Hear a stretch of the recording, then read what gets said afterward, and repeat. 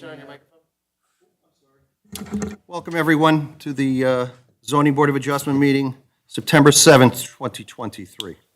Adequate notice of this meeting of the Old Bridge Township Zoning Board of Adjustment has been provided in accordance with the Open Public Meetings Act at least 48 hours prior to the commencement of this meeting by prominently posting in the municipal complex an announcement giving the time, the date, the location, the agenda of this meeting, by mailing such announcement to the Home News Tribune, filing a copy of such announcement with the municipal clerk, and posting the agenda on the municipal website. Ms. Seek, we have a roll call, please. Chairman Sullivan? Here. Mr. Connor? Here. Mr. Stoner? Here. Ms. Chevalier? Here. Mr. Scogno? Here. Ms. Andrews? Here. Ms. Testaverde? Here. Mr. Izzo? Here. Mr. Dasty? Here. Ms. Sawant? Here. Mr. Dargy? Present. Mr. Praska? Here. And myself, Missy. Thank you. Thank you very much. This evening, we have a couple housekeeping issues to handle first, and then we're going to be followed by three applications. For the three applications, there are two different attorneys this evening. Whatever time we have left to handle those, I'm going to try and ask you to split them in three, although the first attorney is going to have control of the first two. So he can run at his own peril there, is what he wants to do on that. A couple other issues. One, I would ask everyone to silence their cell phones at this juncture so you don't interrupt any of the testimony. We have this evening an announcement. Our Vice Secretary and the Assistant Planner of the Township is going to be early retirement from the Township and moving on to bigger and broader things.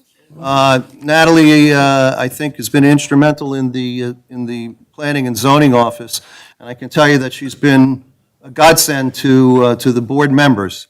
She keeps us surprised electronically and otherwise with all of the information that we need to get in advance in order to make, informed decisions when it comes down to these very intricate, at times, applications that come when we're just dealing with, volunteer citizens doing this.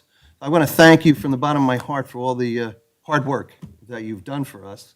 And I know, Ms. Sawant, coming from this is the smallest part of your job. And I know that your job entails far more. Ms. Sawant? I'm still recovering from the shock. Because actually in the last 2 years, Natalie has worked so hard, and she joined the office when I was just by myself and I had no help.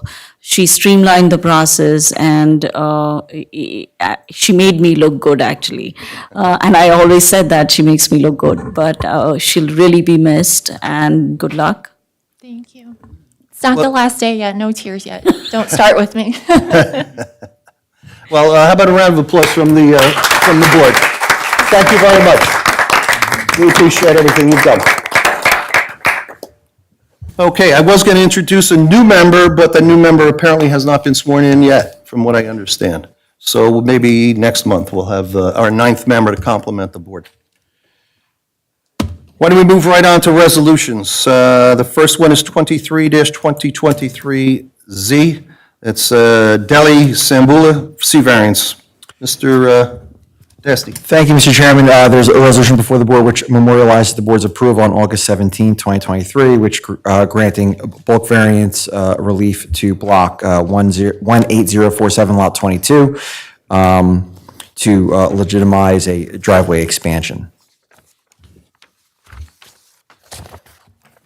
Thank you.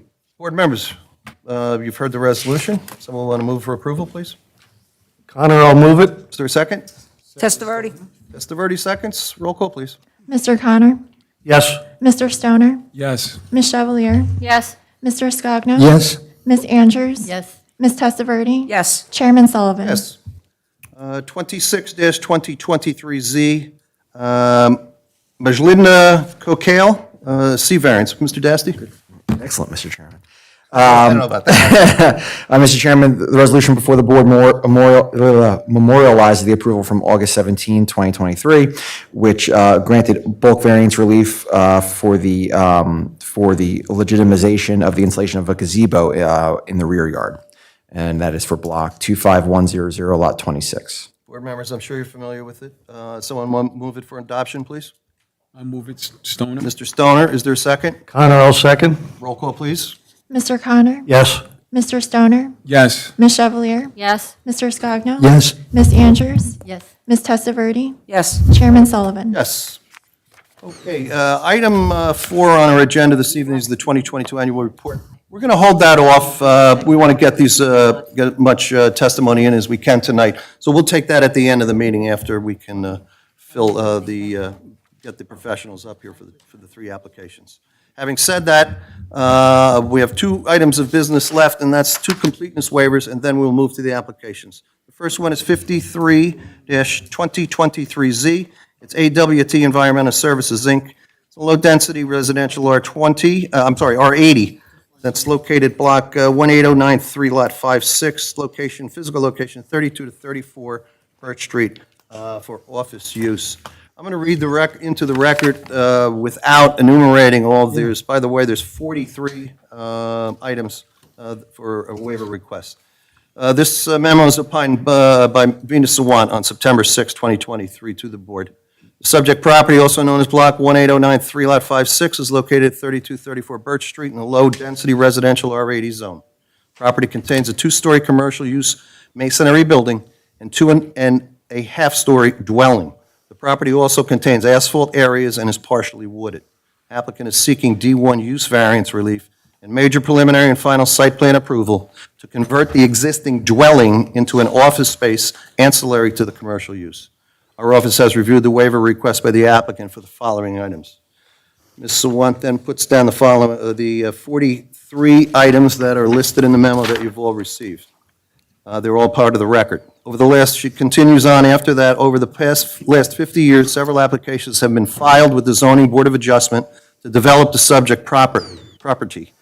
Most recently, in 1995, then applicant and owner Carmela Bianchi filed an application 13-1995Z with the Zoning Board for minor site plan approval and bulk variance relief to replace a warehouse on the second story of the existing commercial building with office use. The board granted that site plan and bulk variance relief. The conversion was completed and is operational. The current applicant, AWT Environmental Services, Inc., now proposes to convert the dwelling near the front of the property to office space, which would be ancillary to the existing commercial use. Non-residential office use are not permitted in the low-density residential R80 zone, and therefore, D1 use variance relief is required. Please note that the applicant does not propose any changes to the site and therefore requests numerous waiver items. Our office recommends that all items listed below be waived. Please note that should the board act favorably, the applicant would be required to submit copies of a variance site plan document for compliance review and final signatures. The applicant should also be advised waiving of any completeness items does not constitute approval of any portion of the application, and that any information found to be necessary during the review process must be supplied. Counselor?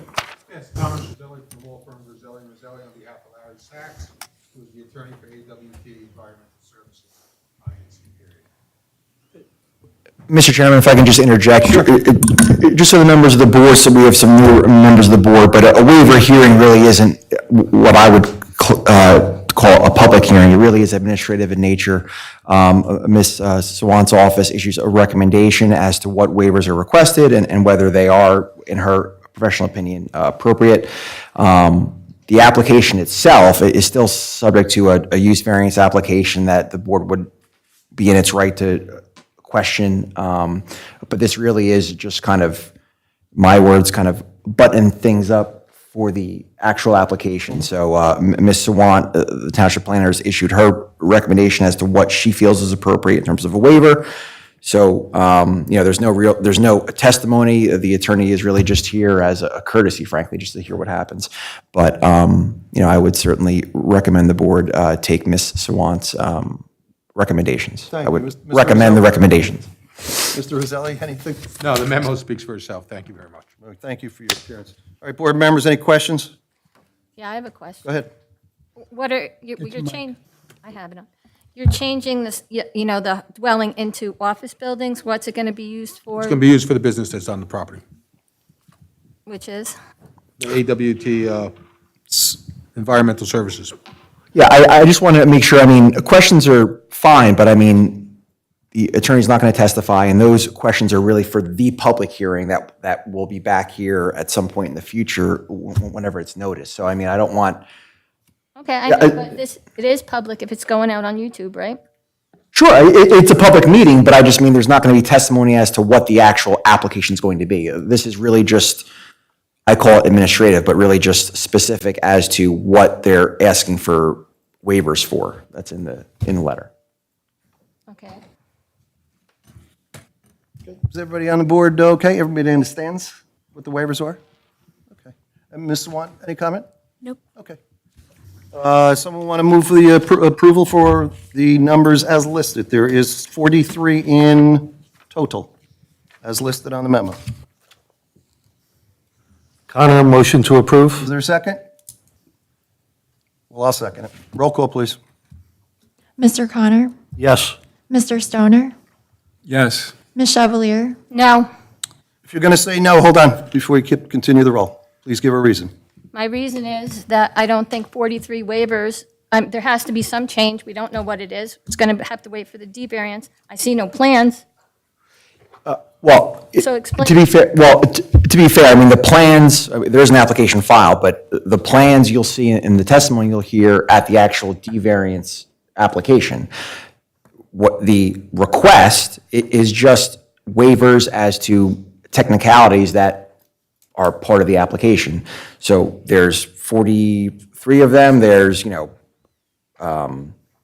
profiles of the proposed streets, the naming of the streets, all those things will ultimately be a part of the application, but as they submit now, that they're looking for waivers to move the process along. So Ms. Sawan's office won't sign off on the complete application until they have everything that they want. Mr. Dusty, if I may?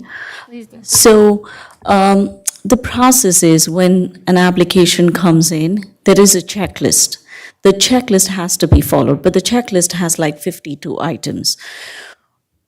All those 52 items may not necessarily apply to the application. So, for example, this is a D use variance application. They're not proposing any site work, which means that in the checklist, there is all sorts of information that is requested.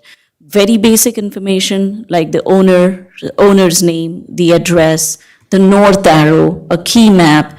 But then there are site-specific details too, such as a grading plan, a utility plan, a stormwater management report. But if the application is not to do any site work, it does not make sense to ask for those. It's a fully developed site. The business is currently in operation. All they're doing is, there is a dwelling unit in front of the property, which now they will be using as an office use instead of a residence. So in those instances, so what you're doing tonight is just waiving those checklist items. But waiving the checklist items doesn't mean that when I conduct a technical review or when Rakesh reviews the site plans, we will not ask for that. If at that point, when we are looking through the plans, we think that there is a need for landscape plan, there is a need for lighting, at that point, we will ask for those checklist items. But this is only to deem them complete so that we can start the technical review. We do not start a technical review of those documents until the application is deemed complete. So that is why when Chris explained, he called it administrative. In many of the municipalities, actually, we don't even have this process. Generally, the administrative officer, which is me in this case, in Old Bridge, goes through the checklist, goes through the submission, and certifies it complete or not complete. So that's where we are tonight. So just because you're granting the waiver tonight really doesn't mean that they get a free pass on those items. If, when we do the technical review, we think it's necessary, they will have to submit those documents. Okay. Continue the roll call. Mr. Scogno, Yes. Ms. Andrews, Yes. Ms. Testaverde, Yes. Chairman Sullivan. Yes. Okay, we'll move on to our second one. 55-20, thank you, Counselor. I'm probably here for your next one also. Oh, are you? Okay. Stay seated then, in that case. 55-2023Z, David Merwin, Zone Medium High Density Residential R5, Block 52, Lot 111. Physical location is 111 Bayview Drive, multifamily dwelling. This is requiring a D variance waiver items requested. On September 5th, Ms. Sawant opined the following memo, referenced this application. Subject property, also known as Block 52, Lot 111, is located at 111 Bayview Drive in the medium-high density residential R5 zone. The property contains a 2.5-story dwelling with a vinyl shed and fence. The applicant is seeking D1 use variance relief to legitimize the existing multifamily dwelling. Our office has reviewed the waiver request for the applicant for the following items. Item 3A, environmental impact. Item 3C, traffic impact. Item 3D, aquifer recharge assessment. And item 3E, stormwater report. It continues. The applicant, David Merwin, is seeking D1 use variance relief to continue using the existing dwelling as a multifamily dwelling. Multifamily dwellings are not permitted use in the medium-high-density residential R5 zone, and therefore, D1 use variance relief is required. Please note the applicant does not propose any changes to the site and therefore requests waiver from several reports. Our office recommends that all items listed above be waived. The applicant should be advised waiving of any completeness items does not constitute approval of any portion of the application, and that any information found to be necessary during the review process must be supplied. Memo stands on its own. Counselor, you obviously you have nothing No to add. objections. Again, Ms. Sawant, stand- you have nothing to add. Someone want to move it for approval? I'll move it for approval. Is there a second? I'll second. Moved in second. Roll call, please. Mr. Connor? Yes. Mr. Stoner? Yes. Ms. Chevalier? No, I want the traffic study done. Mr. Scogno? No, I would like the community,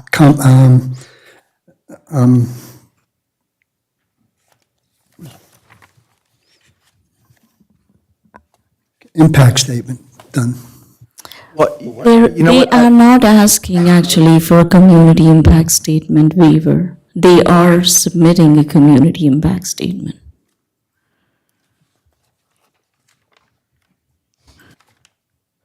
Tonight, the waivers are for environmental impact, traffic impact, aquifer recharge assessments, stormwater report. You know what, Vina, because there's only 4 on this one, not 43, could you give maybe a brief explanation as to why those 4 items aren't necessary? Yes, because again, this is a fully developed site. It is an existing nonconformity. So if you visit the site today, it is a multifamily home. And it has been like that in the past. I have had extensive conversations with the zoning officer. There are 3 meters there. It was always a 3-family. But then we found out that there are no records of prior approval. So this application is just to legitimize what has been existing for many years now. An EIS is required typically when there are constraints on the property, environmental constraints. This site does not have environmental constraints. Traffic impact, we generally ask for when it is maybe, 10 or 15 units. These are 3 existing units. They have existed in that form. Aquifer recharge, in fact, if you ask me, I don't believe this even applies. So this was something, Natalie, we should discuss because probably aquifer recharge doesn't apply and they wouldn't even need that waiver. Stormwater management report, again, it's a single-family home, it's existing. So typically, we do not require that. And that's why these 4 were, they requested for a waiver on these 4. It's not zoned. Why are we even? Well, we're going to have to speak out loud. This is a public meeting. My question is, if it's not zoned for that, your words, why are we even going through this process? We are a zoning board, so every application that Okay. comes in front of the zoning board is what is not permitted by the zone. And that is why they come to the zoning board. Otherwise, they would have been in front of the planning board. Yeah, I understand that. I'm just asking a question. Oh, Still but, allowed? I think to maybe highlight an explanation that Vina alluded to, that I alluded to as well, is a lot of towns don't have this process that a board would have to even consider approving these checklist waivers. I mean, it's kind of like an extra step. So I agree. I don't think you should have to even waste your time with it, but it's in the zoning, or it's in the ordinance, and that's why, I You guess. answered my Yeah, question. yeah, that's Just why. asked the question. Yep. They're still allowed, right? Anybody else? Yes. Yeah, I just Andrews. wondered why, if it has existed for such a long time, why now? Why now are they coming to legitimize it? How many years have gone by that they've had a a three-family home, and nobody has said anything, and now all of a sudden, we're asking to legitimize it? I don't think the board has received any, we don't have that knowledge yet. Well, but- that's the thing that I have on my mind. Well, we've been recently getting a lot of applications that have come before the board to legitimize gazebos, to legitimize pavers that overstep the land area ratio. So But this is a three-family home. It's not a gazebo, it's not a shed. it's and still not- requiring the same variance. But I just question how long it has been a three-family don't know. home. Yeah. And That I why don't know. now, all of a sudden, it's being asked to legitimize. Sure, I'm sure that'll come up in the application. Yeah, and that's one of the questions that when there's witnesses here, you could, so that's a legitimate question, sure. And again, they would have to prove that case to you that it has existed for X number of years, because if you looked at the annual report, one of the comments I had is during the pandemic, many of the homeowners went ahead and did significant improvements without getting permits. But that's a separate issue. This is something, and I briefly skimmed through the application because the issue was, do we even send them to the board if there was a prior approval? That's when I got involved with the zoning office, and we tried to dig out information to see if there were any prior approvals, because typically there should have been a use variance that was approved in the past.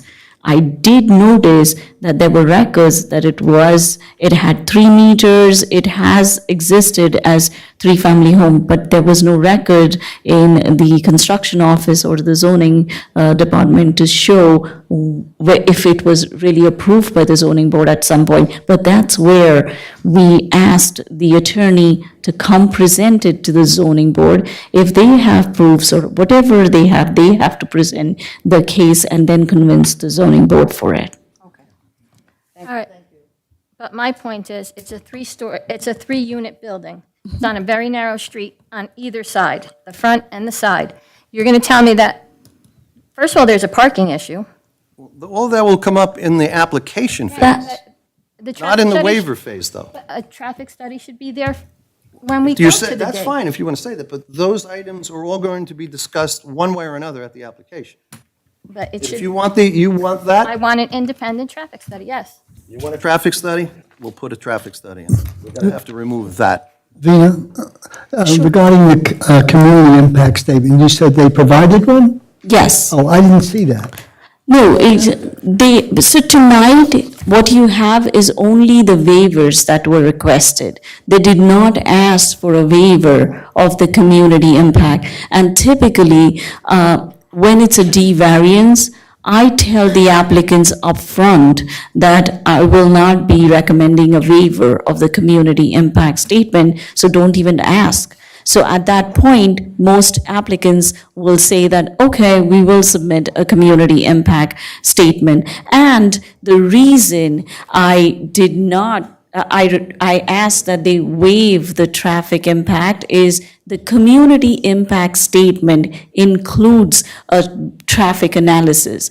A traffic impact statement is typically asked for when you have bigger developments, but the parking impact, the subtle or whatever impact it is from a single-family home or a multi-family home such as this one, or even a two-family, is covered by the community impact statement, and they have agreed to submit a community impact statement.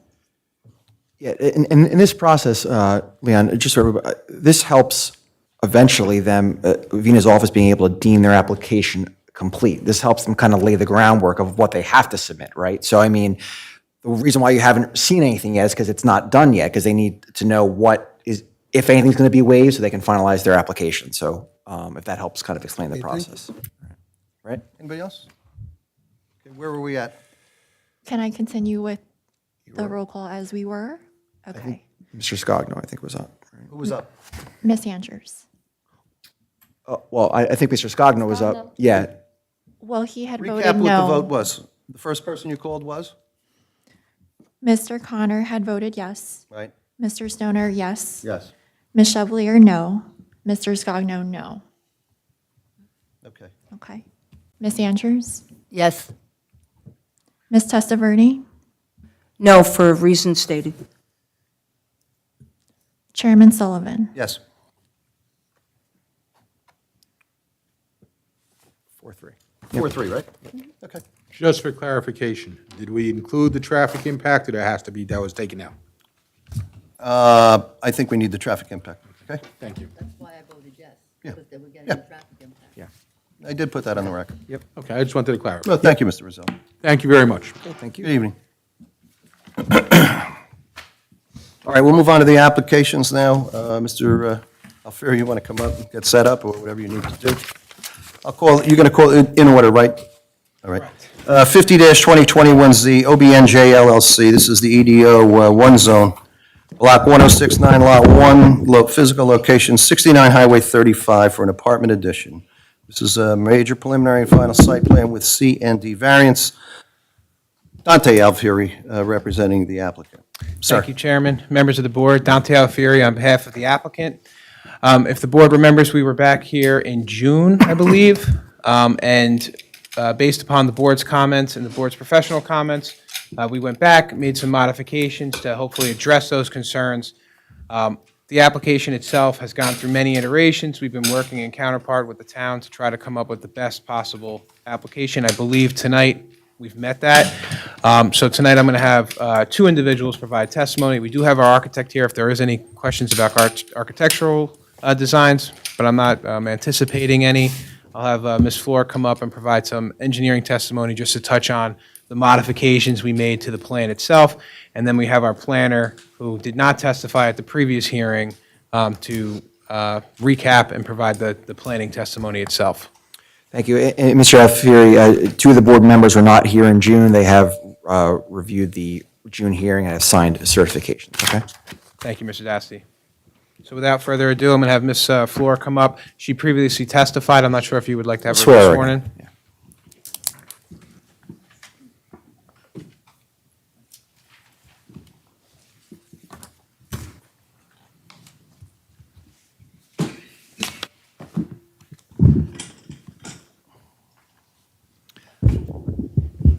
Ms. Floor, how are you? Do you swear or affirm to testify truthfully in this matter before the board? I do. Thank you. We'll have your name again, please, and your, Jacqueline Floor. I'm the president and CEO of Ingenuity Infrastructure. We're the civil engineer that designed the plans. Do you need me to go through my credentials again? that's Okay. fine, thank you. You are a licensed architect in the state of New Jersey, correct? Licensed engineer. Sorry, licensed engineer. All right. The answer was yes. Yes, yes, I am. Please continue. All right, Mr. Chairman, if you'd like, we did receive a second point-by-point letter. I did bring point-by-point responses to that whole letter. If you'd like, I can pass those out. Whatever you'd like, sure. Okay.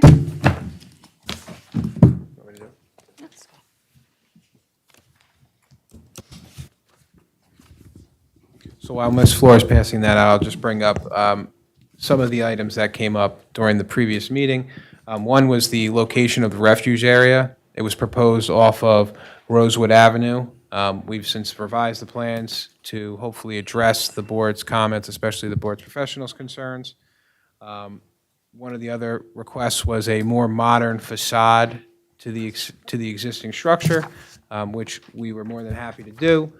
And then the last one was with regards to providing turn radius and how the flow of traffic would occur on the site itself, which was also provided.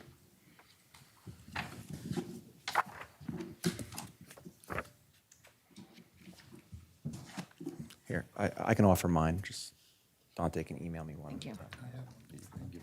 What's that? If you would like one. Mr. Izzo? Pass this down. There we go.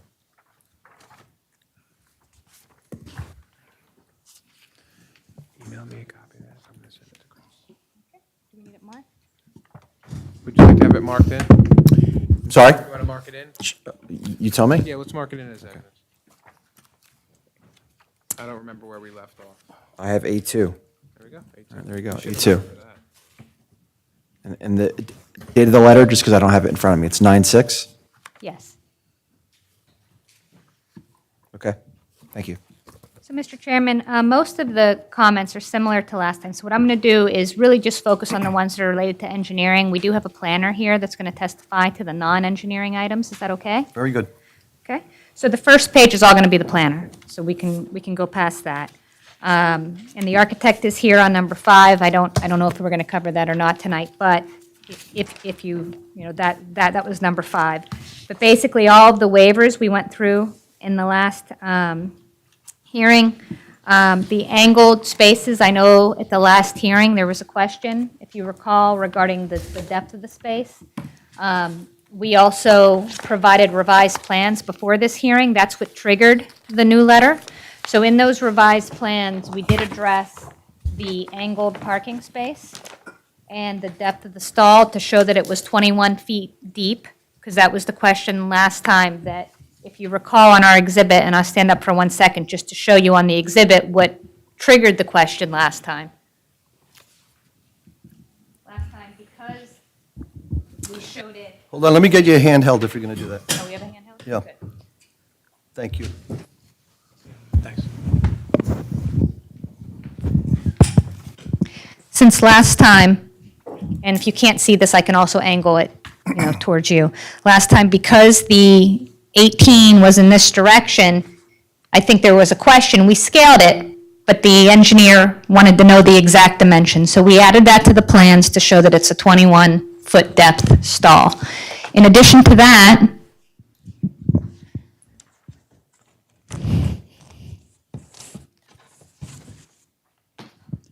this, I also did provide these exhibits electronically. If you prefer, we bring them up on the screen instead. But in addition to that, we also provided this exhibit, a turning template exhibit. Do we need to mark that? A3? Yes. So we'll call this A3. A3 is drawing TT, right? Yes. And so we also provided this to show and answer the question that, if a SUV, a 7 foot by 19, which is typical size, was to park in that stall, what it would look like. And you can see we showed 2 different locations. We showed if they were to park where we have the bollards for the EV charging stations, and if they were to park where there isn't wheel stops, how they would pull in. So the 21 feet is the depth of the stall. We believe that's a sufficient depth. That's a typical depth per RSIS, but I know that the question was asked last time that we show that angled parking stall and we show that depth. So that's what we provided to answer that question. I know that was one of the questions at the last hearing. I can go past that unless you want to discuss that, or I can go through the main items in the letter and then answer questions, if that's okay, Mr. Chairman? Is that how you'd like to do I don't think it? the fire marshal is here tonight. I can't see him. No, he's not here. Okay, so you can continue. Okay. So that was that question regarding that design waiver. We already discussed the one location of the 3-foot radius that will remain. Everything else has met the curb return radii. And that one location we discussed was here. We discussed that at the last hearing.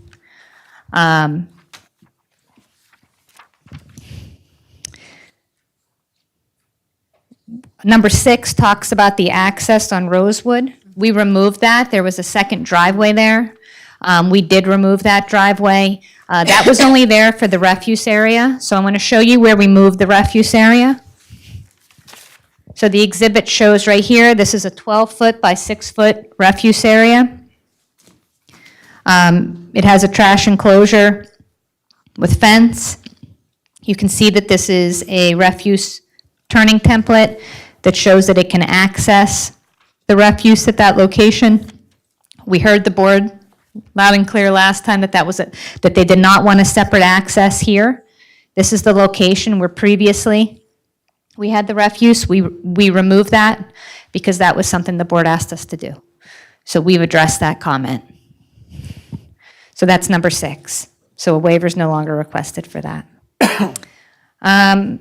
The next page gets into the density, all of that, the density, the affordable housing will all be testified to by the planner. Number 3 is the architecture, that was revised. And then the rest are the engineering comments. 5 is architecture, 6 talks about sidewalk, and we addressed this at the last hearing, but I know it's still in the letter, so I'm just going to rediscuss it, is if you look at, and I'm going to turn this exhibit, because this exhibit zooms in. So I'm going back to A2. Birchwood Drive, this location here is actually very steeply graded. If you were, I don't know if any of you went to the site before the hearing, but it's actually quite a hill. And there's no sidewalk up the street. So that's why we didn't provide sidewalk there. I think to provide sidewalk there, you'd have to put retaining walls, and it would be a sidewalk to nowhere. And it's instead what we think is more beneficial is the landscaping, and we're proposing to put trees and landscaping in there, which makes more sense, we believe, for that side. And when we discussed that last time, and we didn't hear an objection to that at the last hearing, but I'm just, because it's been a few weeks since we met before, that's the reason that there's not sidewalk on Birchwood Drive. Other than that, number 9, the letter of no interest, we have no problem submitting for a loanee for a letter of no interest. We can go ahead and submit that to DOT as requested. The community impact statement request, that was already revised and provided. We got no more comments on that. Number 15 is the trash enclosure. We relocated that to the parking lot. We heard you loud and clear at the last meeting, so we addressed that. Number 18 was the fire marshal that said that they found the plan conceptually satisfactory, so there were no comments from the fire official to address. And then outside of that, everything else, 19 through 26 was already addressed. 30 gets into the striping details. We revised the details to provide the additional color. 31, we revised the details so O and H match. 32, we revised the detail to clarify the material. You already heard from the traffic engineer at the last hearing. And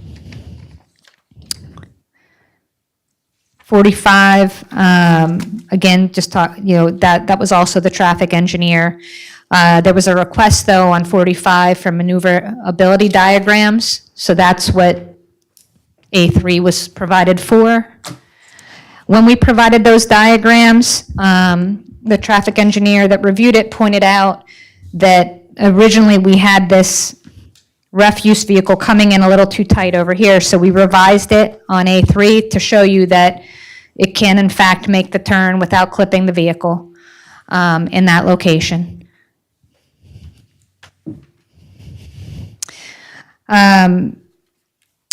47, we addressed that to include protection.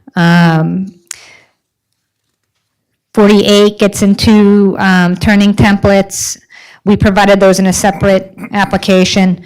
With our submittal, I think that and this provides for the no conflicts with the single unit truck, garbage truck coming in. So that's what that was provided to address. Same thing with 49. We also provided the 3-foot person door for the refuse area. 51, again, is about the sidewalk on Birchwood.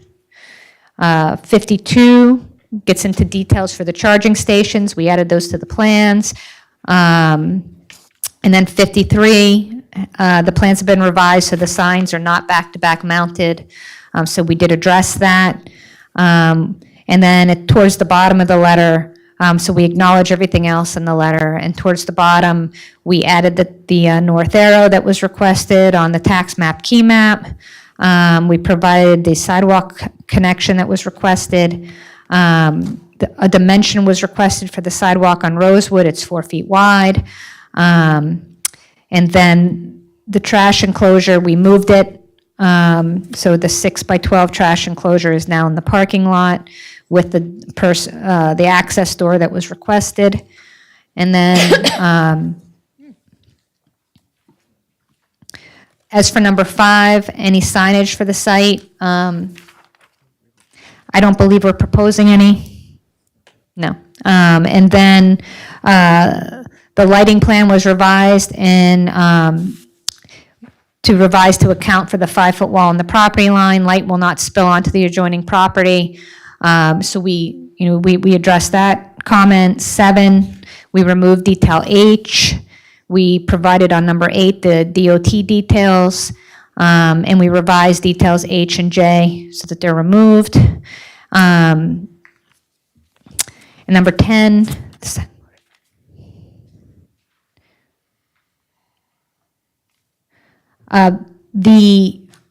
the second floor addition does protrude over the sidewalk, but that's also the case in the existing condition. There's plenty of height for a person to walk underneath.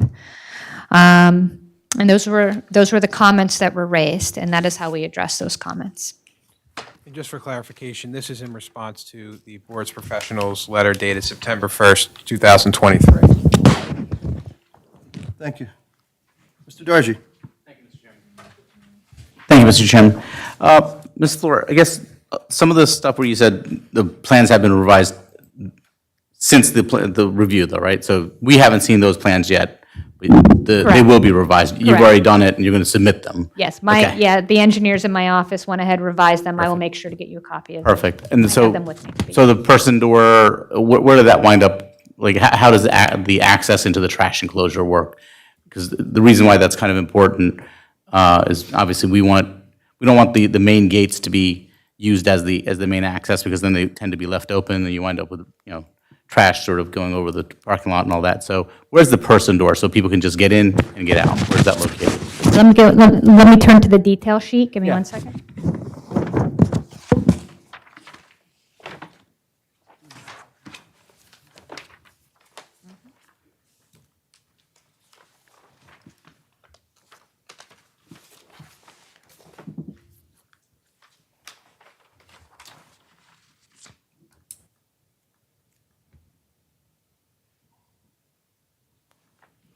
So right now, we have the 2 swinging doors. Are you saying you would prefer a sliding door? No, the gates are fine, but the person door will be, you said there's a 3-foot person door that was put in. Yeah, Where is that located? So that is not currently shown on our detail, but I believe it would be located on the side. On the side so they can get in and, like I Correct. said, that way the gates aren't left open. Correct. That's fine. I just wanted to make sure that it's not on the car side, because then that winds up being a conflict. So it's No, we only, would put it on the side where the sidewalk is. Perfect. And and if you need that to be a condition of approval, we're gonna review happy it. to have that. We're going to review them as for conformance anyway, so that's fine. Other than that, Mr. Chairman, the applicant has addressed, quite a few of their comments already with the revised plans. Obviously, we've had a few iterations of the plans go back and forth. The review letter sort of tells the story of when the changes were made and everything.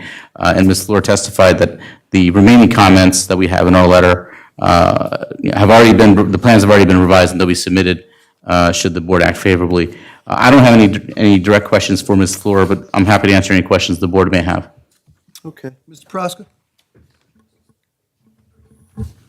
Similar to Mr. Dargy, we don't have any additional comments. Just for the board's edification, they were asking for 2 waivers, that depth of the parking, it's lower than what the ordinance requires, and then that smaller curb radius. So you heard Ms. Fleur go through kind of multiple exhibits, kind of demonstrating those cars getting through, and that's the reason for that. So we wanted to be sure to demonstrate that what they're proposing as the design will be adequate for circulation. So we don't take any exception to the changes Ms. Fleur provided testimony for tonight.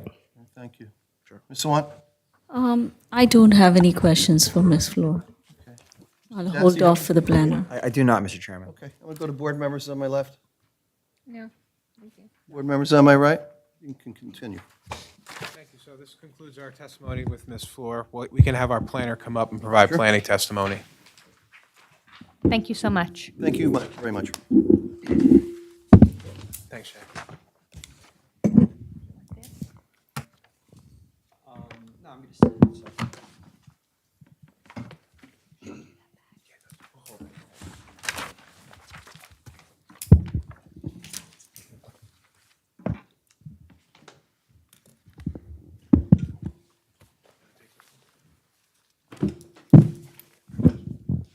That's fine.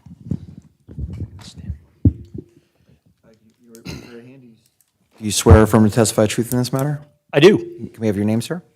My name is John Tykina, T as in Thomas, A-I, K as in Kelly, I-N as in Nancy A. I'm the president and principal of All Things Planning and Development in South Brunswick, New Jersey. I've been a licensed planner in the state of New Jersey since I completed my studies in 1992 at Rutgers University. I've appeared before more than 122 planning and zoning boards around the state, Tykina, including this one. We'll certainly accept your credentials. Thank you I don't so much. recognize you as appearing before us before, but I have been here. I did one of the gas stations on Englishtown Road. Was my most recent application before this board. oh, B&R Gas? Yes. Okay. I must have been half asleep during that one. I don't know. Sorry, I didn't recognize. I believe. Oh, no, wait. Okay, now I recognize. I believe by the time you got to me, I have my glasses down. by the time you got to me, the board was to the point of listening quickly. I believe was the direction that I was given. Yes, we're quick listeners. Yes. So. By all means, we accept your expertise, sir. Thank you. And I also I began my academic career at Madison Central High School. So. Hometown, and I've been here since '68. I feel like, you know, when you go to some of the shore towns, that people get up and testify, and that's how they start, is like, my family came to Avon in 1952, you know, so my family came to Old Bridge in 1968.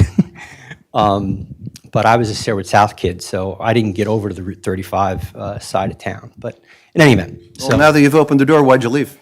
Why did I leave? I got married. Oh, okay. And she made the decision that you were leaving. I moved my wife a whole 6 blocks. Okay. From where she grew up to where she lives now. So. Well, that's great. And in South Brunswick, New Jersey, and we raised our 4 kids there and had a lot of fun. But in any event, so it's nice to see everybody. Thank you for answering. Always. I can do this stuff all night. And I'm back in I say all over the state that this is the best designed and operated hearing room in the state, with how you have the screens placed, with how good Natalie is and the secretary before her was with getting the exhibits up, et cetera.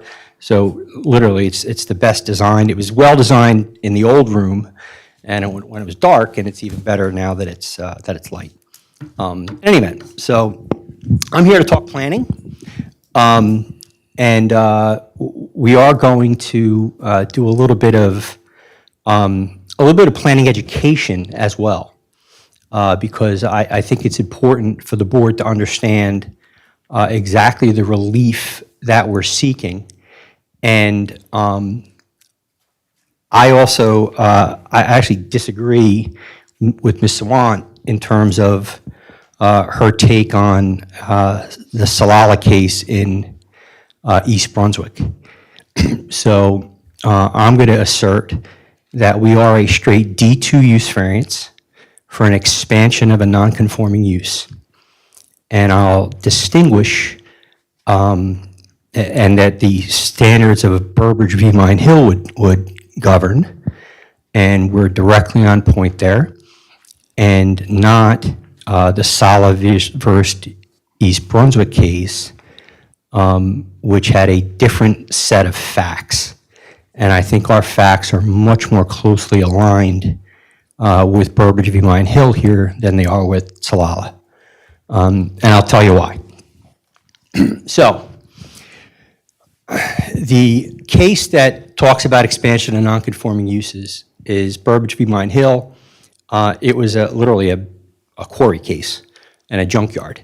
And they were expanding the junkyard and making it bigger. And their answer was, I need to make the junkyard a little bit bigger so I can make it look prettier. And the court said, you know what? That works. That's a legitimate purpose of planning, and you're creating a desirable visual environment, and that in and of itself can be a special reason for the grant of that variance. So it was the exact same use, junkyard expanded. In this instance, we have a mixed-use building. We have a little bit of, tiny little commercial area, and that's staying unchanged, 292 square feet. And we have 8 apartment units. We're taking the apartment units and expanding from 8 to 13. We're not changing anything. We're not changing the nature of it. We're just making the apartment use a little bit bigger to provide for the means and the physical improvements to take what is a, 1950s, 1940s era mixed-use Route 35 building and bring it up to somewhat modern standards in terms of what it looks like, in terms of how it operates, in terms of how the parking is, et cetera. Have appropriate landscaping, sidewalks, garbage, all those good things. It's a direct mixed-use, expand residential, directly on point with Burbridge v. Mine Hill. Salala in East Brunswick was a 7-Eleven next to a service station. So it was, bays for repairs and gasoline sales, just like B&R, Motors down on Englishtown Road. And 7-Eleven was buying the service station, eliminating the repairs and expanding the gasoline sales and making it all one use. So it was 2 separate uses next to each other. They were purchased, combined, and included an additional lot. And it totally changed the character of it from, a standalone 7-Eleven with a standalone service station to a 7-Eleven with gasoline sales. And that's why Judge Hurley, when he made the decision, he decided, and then the Superior Court, the Appellate Division agreed with him, that change in nature of the use is what drove the use variance. I don't believe that applies here. I think here we have a straight expansion. We have an 8-unit building, we're making it a 13-unit building so that we can make the whole site, everything associated with it, look better and function in 2023. So that's why we believe it's an expansion of a non-conforming use, not a D1 use variance. So I'll proceed with that as a backdrop. You've heard all the fact patterns. You've heard from the engineer, you've heard from the architect, all of the plans. We can comply with the engineer's comments in terms of the physical aspects that have to be fit. We have appropriate parking, we have appropriate access. We're continuing to only access over on the Rosewood side. We're not bothering the Birchwood side. So we think that, again, we're kind of keeping with everything on that, on that side of the site, if you will, and leaving the western side of the site alone. So in terms of the D2 variance, the standard for a D2 variance is that you accommodate the expansion that you're proposing. And we think by the physical testimony that's been provided by the engineer and the architect, we are certainly doing that. We acknowledge that and there's a question about, about the density and 13, and the issue here is we didn't want to change the nature of the use. It is a multifamily use that provides for modest units that are affordable with a little a, and we'll have affordable units with a big A as well.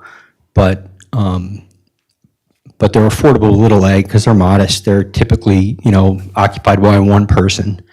And that's the nature of that use, and we really didn't want to change that. So that's why we've retained the relatively modest nature of the units that are undersized per your ordinance, but we think that it's more appropriate to keep it in character with what it was and just improve it, rather than, try and blow the whole thing out, and, then we'd need much more building to even get back to the base 8 units. And we think that it's more appropriate to keep it in the size and scale it is. It keeps the impacts minimal, and we believe that's the most appropriate way to look at it. So, this is a longstanding residential use. It's been there for, forever. We think that it's well accommodated. We think that modern improvements that we made in terms of the building will be well accommodated as well. The existing nonconformities are going to remain.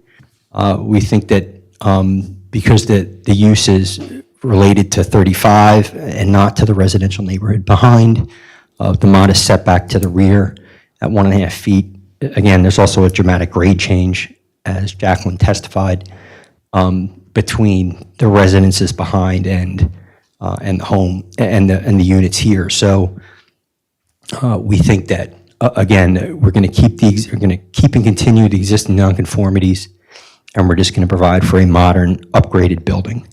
And the proposed improvements will bring much-needed curb appeal to the site.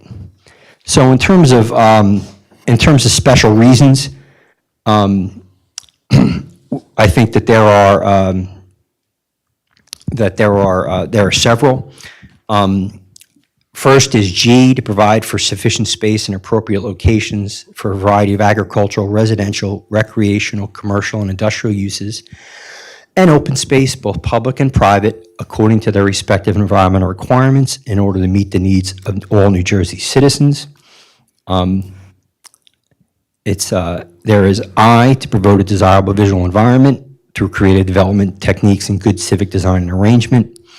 And M, to encourage coordination of various public and private procedures and activities shaping land development with a view towards lessening the cost of such development and to the more efficient use of the land. So this is certainly an appropriate location to continue and expand the existing use. It's been there for a long time. We think that it's entirely appropriate to expand it modestly, to be able to provide the means to bring it up to modern standards. It is certainly going to be a much more attractive and efficient site. And that in and of itself, under Burbridge, if just making it pretty would be enough of a special reason for the grant of the variance, but we also believe that we have others. And then finally, for M, adaptively reusing the site with the use to which the surrounding uses are already accustomed. They're already used to it being there. It's kind of baked in that this has been there forever. And it will just be brought up to modern standards and be the prettier neighbor on the block. And I'd expect that you're going to see improvements along Rosewood and Birchwood as time goes on. The block is a very it's actually a pretty high density single family though residential neighborhood. Very well kept, lots of pride of ownership there. I actually found out where Cooper Elementary School was, so I was today years old when I learned where that was. But again, actually a very nice neighborhood, a very modest neighborhood of single-family homes, but with lots of pride of ownership there. And when I saw when I passed the third banner of the Blue Stars, there were family members serving in the military. That was that made that neighborhood good enough for me. So in terms of our bulk variances, They are really subsumed inside the expansion of the use variance. We're acknowledging that, that those existing nonconformities are going to continue. You know, we're not really exacerbating any of them. We have a slight increase in building coverage, though we're compliant in that standard, and a slight increase in impervious coverage. But again, the parking is so modest now that any improvement is certainly welcome there. In terms of the negative criteria, as you know, that there's no substantial detriment to public good. This is a substantial improvement to existing site conditions for these existing uses. The surrounding area is already accustomed to it being there. The construction of this proposed building addition will result in no adverse stormwater impacts. We're going to see additional landscaping, lighting improvements that'll be appropriate, not spill on any adjacent property owners. And we'll have a decrease, as we said, in stormwater impact. And then finally, we'll have no impairment to the zone plan or the zoning ordinance. The zoning ordinance, the purpose of the EDO1 zone is to encourage a mix of office, retail, and commercial uses, so as to enable the Township of Old Bridge to attain its goal of accommodating market forces and stimulating economic growth by permitting an assortment of businesses within the zone. The zone aims to creating small-scale, non-residential developments along highly traversed routes. You know, we think that we're certainly doing that. And then I, of course, hit the planner's magic nugget. In your 2022 master plan re-examination, you specifically cite for the EDO1 and the EDO3 zones to explore multifamily uses as part of that zone. So we are kind of showing the way in terms of how multifamily uses could be accommodated in EDO1 zone. And for those reasons, we think that we certainly do not have any substantial impairment to that zone plan or the master plan. For those reasons, I believe that the board can make the requisite findings for the grant of the D2 variance with the associated C variances, and I'm available for your questions. Mr. Wang? Thank you. I would leave it up to Mr. Dasty to opine on the D1 versus D2, but a couple of things. With the master plan, you're incorrect, and I do want to remind the board that EDO1 zone was created in 2015, around that time. The original master plan, there was recommendation, and I think the board might recall many applications that have come in front of the board with a similar issue where residential is being proposed. Originally, there was recommendation that residential use be contemplated for the EDO1 zone. However, when the ordinance was presented to the council vehemently opposed the residential incorporation of residential use in EDO1, and that was further eliminated from the ordinances that were then revised subsequently. So there were numerous revisions to the EDO1 zone and the EDO3 zone in the past 7 years that I have, like 6 years that I've been here. We have been upgrading, but that's one point. The other issue I have is, I understand. Excuse me. Hold on. Okay. Let her finish, please. I was going to address that point before she moved to the second one. Well, when we let her finish, we're not going to have a debate. No, absolutely, sir. This one. The other issue and the primary concern I have with the application is that here we are creating additional units which are significantly smaller in size. And we have an ordinance in place that requires that the minimum unit size be, I think, 328 if it's a studio. In this case, I notice that some units are 227 square feet, which is almost like staying in a hotel room. They're very small, and that's where the intensity comes in question. Now, the EDO 1 zone obviously did not contemplate residential use, so there is no density requirement. And I say that in the memo, that typically, when you look at residential versus commercial, the difference is commercial is mostly controlled by the FAR requirements, whereas residential is governed by the density that is permitted. But in this case, since it's a use variance, the use is not permitted, so there is no density requirement. But I think when the board reviews the application, the one thing that they should keep in mind is the densities that are allowed, or where we have residential use in the town, what were the densities that were permitted, and kind of compare it with what is being proposed. The density concerns me, although there is no density variance. I want to make sure that the board understands there is no density variance. However, when you have unit size that is so small, you are indirectly affecting the intensity of the use on the property. And I understand that the applicant has worked hard, has worked with all the professionals to eliminate the parking variance, to address most of our concerns with the trash enclosure, but it still doesn't take away, or the site circulation, but it doesn't take away from the fact that we have these additional units that are smaller. So that's all I have to say. And Mr. Takena, you want to respond? Yes, I just would like to respond and make sure that my master plan comment is taken in the right context.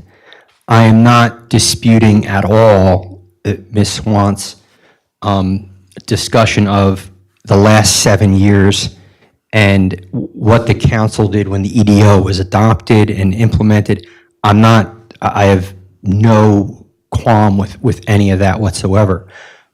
My comment related to the master plan specifically went to the satisfaction of our negative criteria that were not substantially impairing the master plan, in that your master plan that was just adopted in 2022, the master plan reexamination, in section 5, in section 5B, 5B1B 3 specifically says, this is the 2022 master plan reexamination, says at item 3, the permitted uses in the EDO 1 and the EDO 3 zones should be studied for the feasibility of multifamily residential uses mixed with non-residential uses. That was the 2022 Planning Board Master Plan Reexamination policy statement. So again, as that relates to our requirement that our proposal doesn't substantially impair the intent and purpose of your master plan, when your master plan is saying in the EDO 1, examine what multifamily uses look like in EDO 1, and we're doing that. We're implementing it. We're showing you what it looks like. We think that we satisfy the negative criteria aspect, that we're not having a negative impact, a substantial impairment on your master plan there. That is the context in which I'm saying that. And from a planner standpoint, that is directly on point. So it's a 2022 document. It was just adopted, ink still not dry yet.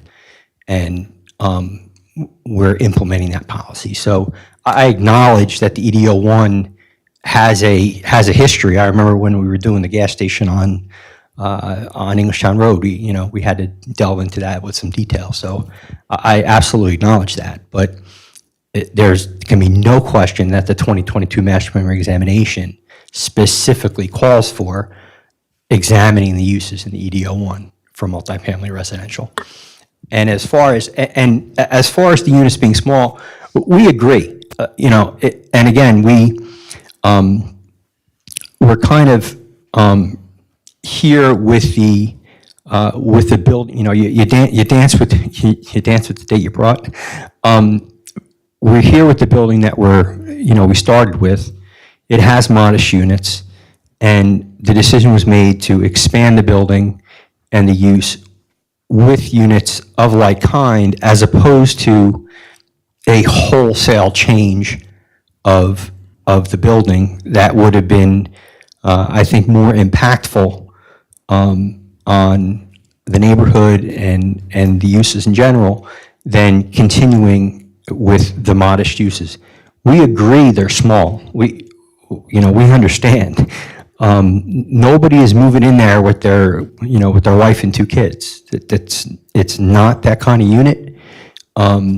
It's a modest unit that's affordable, little a, and it's generally for single people, and they're getting, it's the classic one, my 20-year-old daughter wants to move out, and where's she going? It's, what can she afford? And, that type of thing. But, it's that type of thing that we're talking about. So we acknowledge it's small, we acknowledge it doesn't meet the ordinance, and we think that it is appropriate, as opposed to having a wholesale change of the building, making, combining units, making bigger units, and having to add to the building in ways that we think would have, more of an impact on the neighborhood, as opposed to being substantially similar to what's there. This is staying in character with the size and scale of what's there, with what the neighborhood is used to being there. It'll just be prettier, it'll look better, and it'll function better, because it'll have appropriate parking and lighting and garbage and access and all those good things. So board members, again, going back to the master plan, right? I'm not the original author of this, this document. However, the way I read it is the citation is accurate, but that was a recommendation that is listed from the 2011 master plan, and it is under recommendations, but that were never, they were never really addressed. However, what we did is we retained those older recommendations, but then created a new section with new recommendations and the new policy guidelines. After 2011, when the council reviewed the master plan and decided to really take action on the EDO 1 zone, was when residential use was eliminated. So by action, they eliminated the residential use from EDO 1 and EDO 3 zone. So I just wanted to clarify that to the board. And Mr. Chairman, I was just going to comment on this discussion about whether there's a D2 variance before the board or a D1 variance. Now, you heard the applicant's planner testify that, in his opinion, it's a D2 variance. Now, the issue between the expansion of a pre-existing non-conforming use, whether it's a substantial or material expansion, would rise to the level of requiring a new D1 variance for the use. Now, Ms. Swant's memorandum correctly indicates that it's currently an 8-unit complex, and now they're expanding it to 13 units, right? So one of the things that the board has to discuss or determine is whether that increase in units, whether that intensity, if you will, would trigger a new D1 variance. And that's certainly something that I think the board should discuss and decide first, and it might be beneficial to the applicant's planner to also provide affirmative testimony for a D1 variance. And I believe there's also a D4 variance that I don't know that we heard testimony on either, right? There's an FAR? Yeah. Yes. Okay. So, Mr. Chairman, if there's questions with regard to D2 or versus D1, the board can certainly ask those questions, but I think that's certainly something that needs to be decided earlier on, so the board knows what variance you're going to be voting on. And I can supplement my testimony if need be. Yeah, thank you. I clearly agree with you. However, the proofs would rise to the same level on either the D1 or the D2. There's a more liberal approach in granting a D2 because it's already Already there. It's already Right, it's already there. So there is a little bit of a higher burden, if you will, for a D1. We need to take time out for a lesson. I mean, we have questions on this.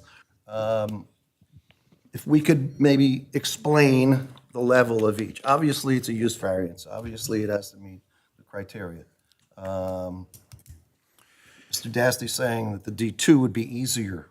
Well, Since that the building is there. I get what you're saying. Different. I would well- go to easier, different. Correct. Different, okay.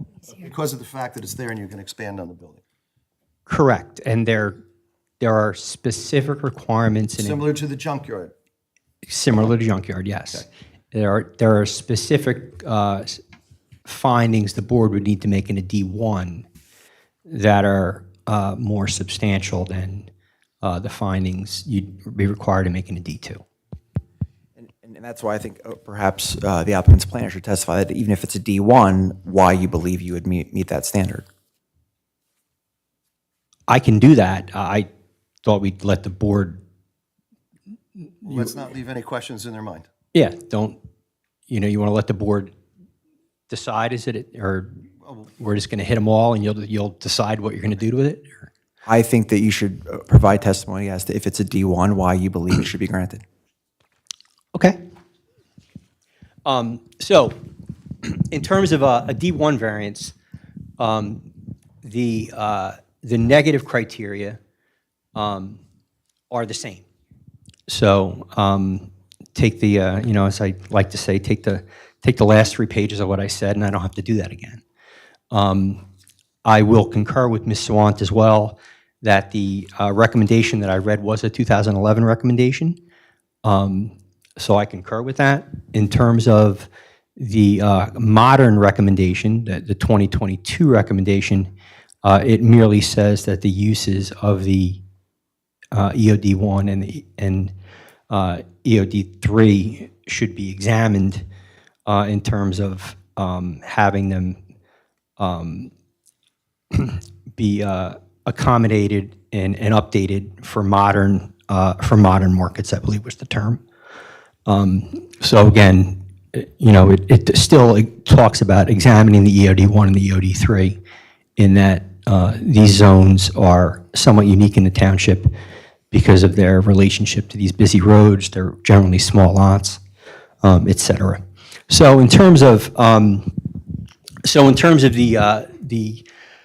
D1 variance, there are 2 additional things really the board needs to look at. And one is the term that we'll call particular suitability. So we need to show why is this lot particularly suited to the use in question. And then the final thing is what's called the Medici criteria, which is why didn't the council zone it for this? That obviously is something that Ms. Sawant just talked about as well. So, we have to talk about that hurdle. So in terms of particular suitability, the key context is, and Ms. Sawant actually brought this up in her memo, that it's there. So we have a mixed-use building that's there that has 8 residential units, that has sufficient land on the site to be able to accommodate the expansion. It'll have a substantial improvement over the existing condition. We think that it is certainly appropriate and suitable from that reason. And again, with this longstanding residential use on the site, the surrounding neighborhood is adjusted to it. They're used to it being there. This isn't introducing a new novel use into the area. As we said, we don't need a density variance. We do have a decrease in impervious coverages, and we have a decrease in runoff. We do have a slight increase in floor area ratio. So again, that does trigger a floor area ratio variance. That is modest. And again, the standard for that D4 variance is just, can that be accommodated? So it's well accommodated on the site, the additional space. We don't exacerbate any of our existing setback conditions. We provide sufficient parking, we provide for sufficient stormwater management, appropriate landscaping, and the buildings are attractive. So in terms of the D4 variance, I'm very confident we can meet that standard where that additional FAR is well accommodated on the site, and it's not going to be disruptive to the neighborhood, because again, it's used to being there. In terms of particular suitability, we have a site with access on with frontage on 3 streets, access on 2. We think we're taking advantage of it appropriately, and being able to access, gives us a good ability to have that circulation pattern that is there. So, and in terms of why didn't the governing body zone it for this? I think that back in 2015, they made a decision they didn't want to. I think that with 8 years going by, and with where residential is going, and with where mixed use is going in the township in general, and in the state and country at large, but also specifically in the township, all of your affordable housing zones, many of them are mixed use zones, including the zones that are accommodating a large part of your plan. So I think the township is clearly moving in the mixed use direction. I think that this is an appropriate use, and I think that it's one that, given that the master plan reexamination does call for an examination of uses to be modernized, that I apologize. I just want to get that site correct. So current EDO uses have a purpose of encouraging development of businesses and non-residential uses. The land uses permitted in the EDO 1 should be studied to determine whether they should be expanded to create greater flexibility and diversity that would strengthen a local economy and benefit Old Bridge Township. So I think that we could certainly say that expanding those uses to also include residential would be appropriate in that context. So for those reasons, I think that we do meet the special reasons. We have particular suitability, and I think that the board can find that there is a relevant and appropriate reason why it hasn't been zoned as of yet to include it, and we're certainly not having a substantial impairment to your master plan or your zone plan.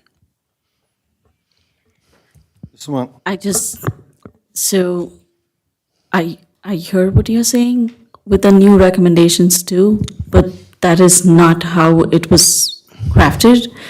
The recommendation where it says that these uses shall be expanded is in terms of non-residential use, and I'll give you the background why.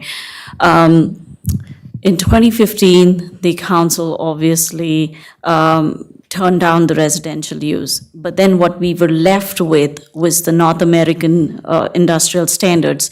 If you look at our zoning ordinance, we still follow the NAICS system. The EDO 1, EDO 3 zone was designed to promote commercial activity, to allow more commercial type of uses. But then the ordinance, the North American standards are so hyper-specific. So, for example, the zoning board heard the application of an ice cream parlor on Route 9, if you recall.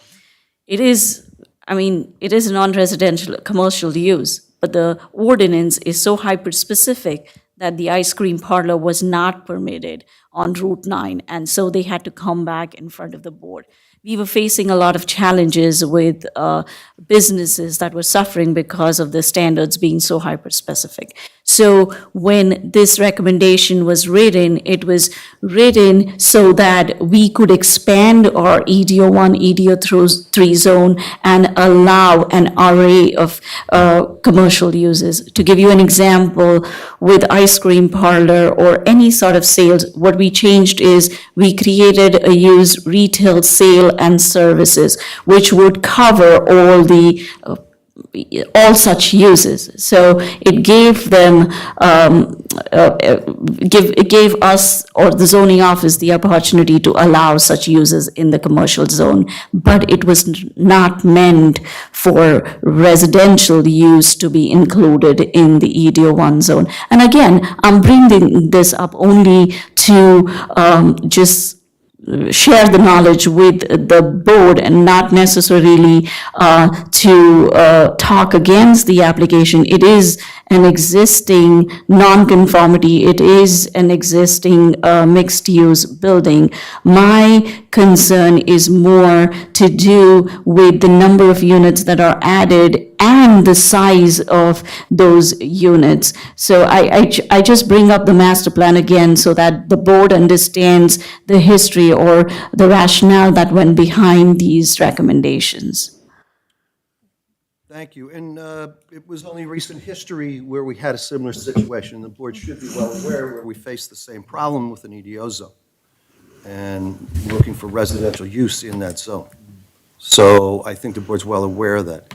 And I would agree with Ms. Sawant, and I have it highlighted here on my notes from back in October, and there's a new one that's out today, I'm sorry, September 1.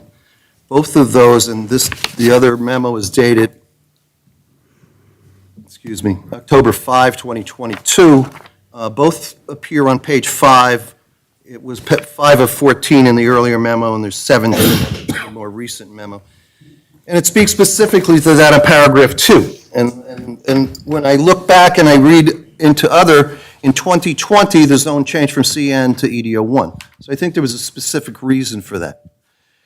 Now, we're arguing over whether it's a D1 or it's a D2. In either event, we're still arguing that it's in the EDO 1 zone. Well, we're not arguing, it's a fact that the council saw fit to change that. Why did they do that? I don't know. I'm not a member of the council, but they did change that. And they did not want mixed use. They didn't want residential usage. It says so in the paragraph. It's right here in print. The board members remember this from an earlier application. Not in any way similar, but in facts of operation, putting residential in an EDO 1 zone. So again, personally, I think the proofs rise to the same level, D1, D2. From a technical standpoint, you're far more intelligent than me, and I know that you know it better than I do, and I wouldn't argue with the legal minds. For reference purposes, they almost rise to the same occasion. And I don't know which one you're going to call it, what the attorneys are going to agree upon here, but one way or another, we have to come to a decision whether it's going to be a D1 or a D2. So I don't know if you guys want to take a couple minutes to talk about this off the record and come back and figure this out, but one way, the board's got to know what we're voting. And are you going to have any more testimony, We have Mr.? no further testimony. Okay, that's what I thought, so perhaps we... Well, I don't know. You want to straighten this out and carry it, or do you want to think about it now? We would prefer to try to go to a vote tonight. Okay, well, in that case, let's take a 5-minute, and why don't you guys talk? All right? Thank you, Chairman. We'll take a 5-minute recess. Off the record.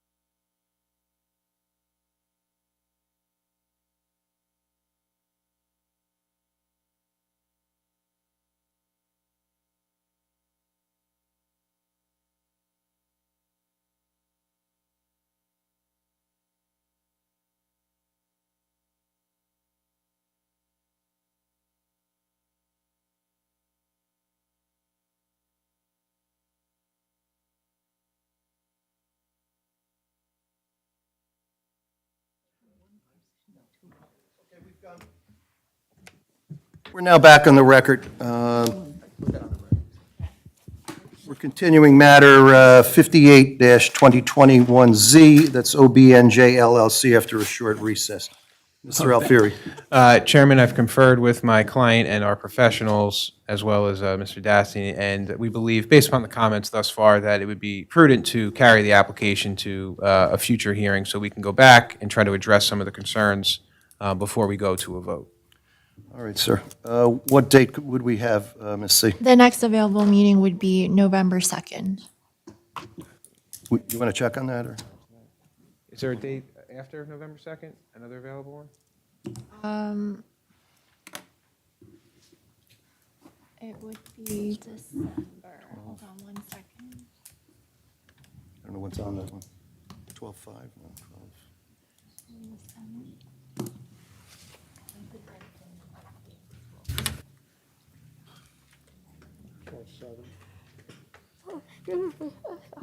It's the, no, actually.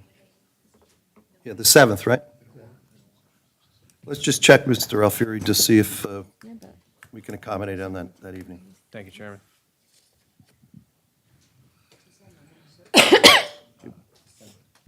If it goes to December, it would be the 7th. November would be the, what? We are booked. We will have to just get an extension for them, and then we will give them a date. Sure. Because the one thing that I need to announce about Jim.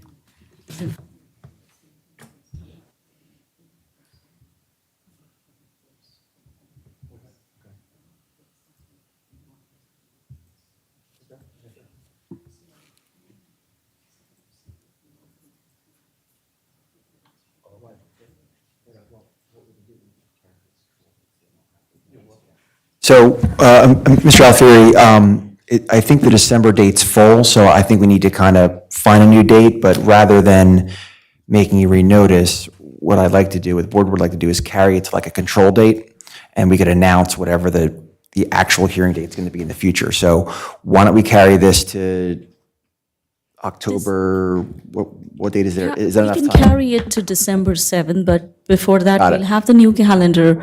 Also, I have an announcement to make because our C nights might open up to Gotcha. NEDs. So let's carry it to December 7th, and then we'll So stay in. it'll be carried to December 7th. You're going to do a waiver of time, correct?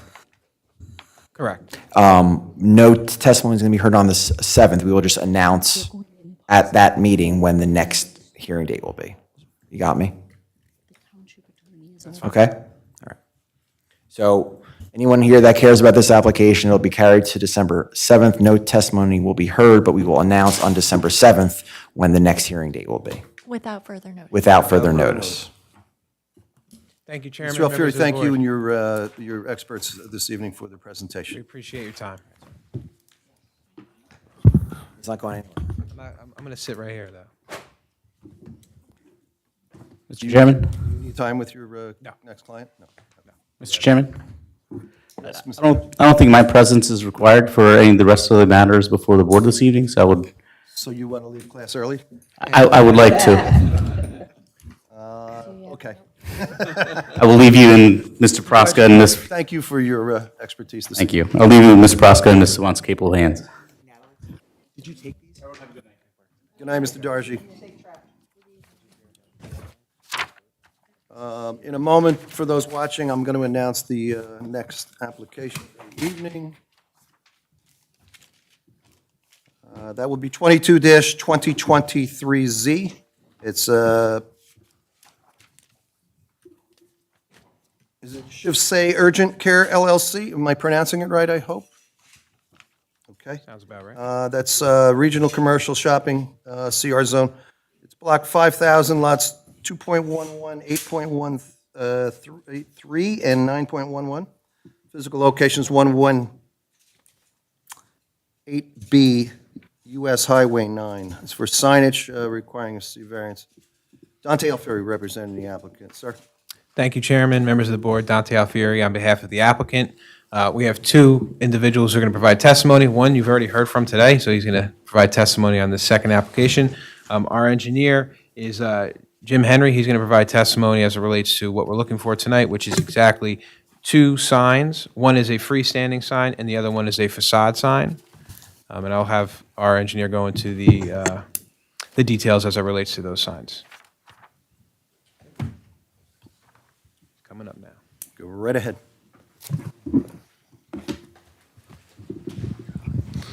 Good evening, sir. Do you swear or affirm to testify truthfully in this matter? I do. Can we have your name, sir? James Henry? You going to be taking a seat, Mr. Henry, or? Yes. Okay. Get comfortable. You're a professional engineer, sir? Yes. Thank you. Can you please provide your Credentials on the record? qualifications? Yes, I have a bachelor's of science from Rutgers University in civil engineering with a minor in public planning. I have a master's of science from Rutgers University in civil engineering with a focus on wastewater and construction management. I'm a senior principal at Dynamic Engineering. I've been employed there for over 15 years. Your license is current, and you've testified before many boards, I'm sure. Yes, I've actually testified before this. Accept your credentials, sir. Thank you. Thank you, Chairman. Jim, if you could orient the board to the site and the 2 proposed signs. Sure. Try and be relatively quick if everyone's okay with that, because this is a fairly straightforward application compared to We are the quick last one. listeners. All right, great. So the first exhibit is just the survey, just so everyone's familiar with the aerial, so everyone's familiar with where the property is located. The property is basically the Walmart Center. It's block 5,000, lot 9.11. It's also lots 6.13 and lots 2.11. It's located along Route 9. On the exhibit, which we're going to mark A1, which is the aerial map exhibit dated 7/20/2023. For the purpose of the board, north is to the right-hand side of the exhibit. So the property in question is overall, it's the overall shopping center. There's actually a property line that runs through the kind of the center of what you would perceive to be the shopping center. So we have an existing facility where we're looking to add an urgent care. The urgent care is permitted use within this zone. The reason we're at the zoning board is that this was previously reviewed by the zoning board because the property is split zoned, whereas just to the along the westerly property line, that's residentially zoned, and then the southerly or the easterly property line that is commercially zoned. So just skipping ahead to Exhibit A2. Hold on.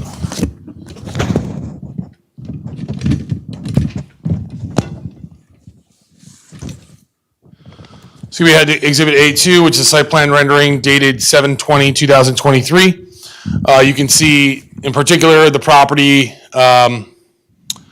We're talking about the rear retail building at the along the westerly property line. The urgent care is taking an existing space within the existing center. If you know the center well, this part of the center is very poor visibility. You really can't see it great from Route 9. Really relies heavily on the signage and really, kind of relies on the visibility from Route 9, obviously for, the retail use. So what we're looking to do, we're looking to propose a small freestanding sign. If you're familiar with the center at all, on the northerly side of where the urgent care is, this grade is actually much higher. This is where the Home Depot is. And so the visibility in general of this particular unit is very poor, just because the grade on the northerly side of the drive aisle is higher. It's kind of hidden back. There's a lot of trees. So what we're looking to do is basically add a small freestanding sign right where you have to make your decision as far as turning, because we are proposing an urgent care. Obviously, urgent care for medical use, it's very, a lot of times it's an emergency type of situation.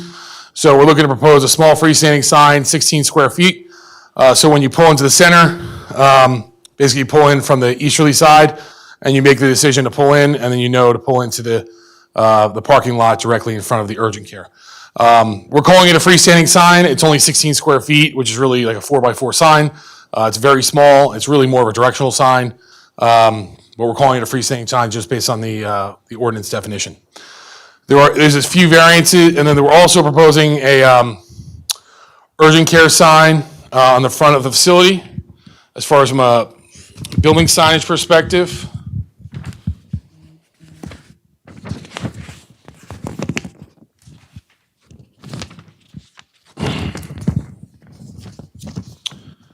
so the variances that are required, there's two existing signs on the facility, and so we're proposing a third sign. So we need a variance for the number of signs, whereas one is permitted. We're proposing 3 total, 2 existing, and we're proposing an additional one. We do have a variance from a square footage perspective on the urgent care sign, as the max square footage is 10 square foot per store or 125 square feet. We're compliant with the sign setback, and then we're compliant with the sign height. And then we're slightly over the square footage on the building itself. I believe 15% is permitted on the building signage, and we're proposing 18.8. And the reason we're proposing that, again, is primarily because of the visibility off of Route 9. Really, that's in a nutshell. The use itself is permitted. We're really just asking for a number of what I consider to be fairly minor sign variances. We met with your planner, we met with your engineer prior to this meeting. We worked with them as best we could to try and find a nice medium where adequate signage is provided for this type of tenant.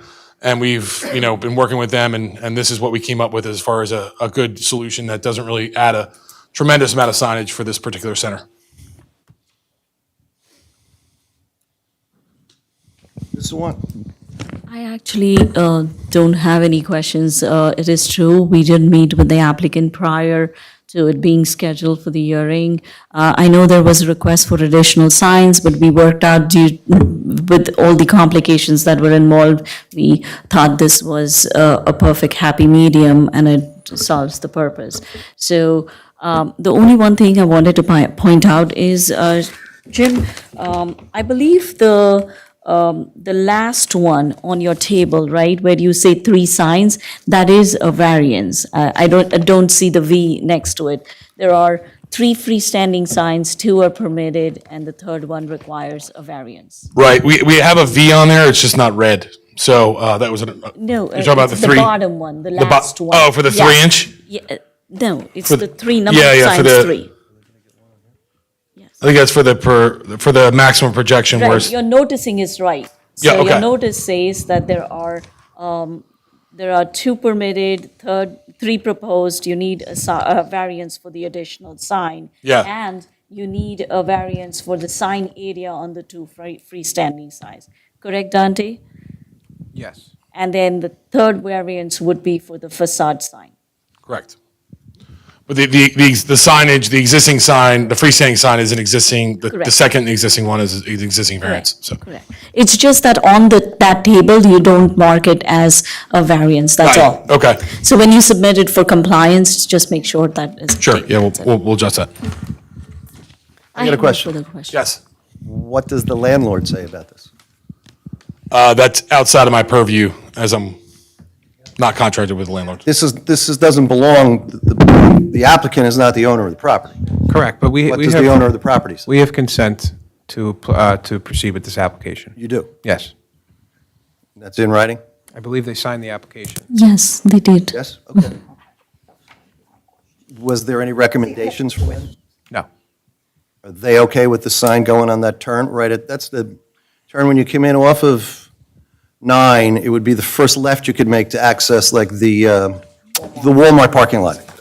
We assuming that's what received you- no objections from the landlord. I'm saying that's the location, correct? Right. Yes.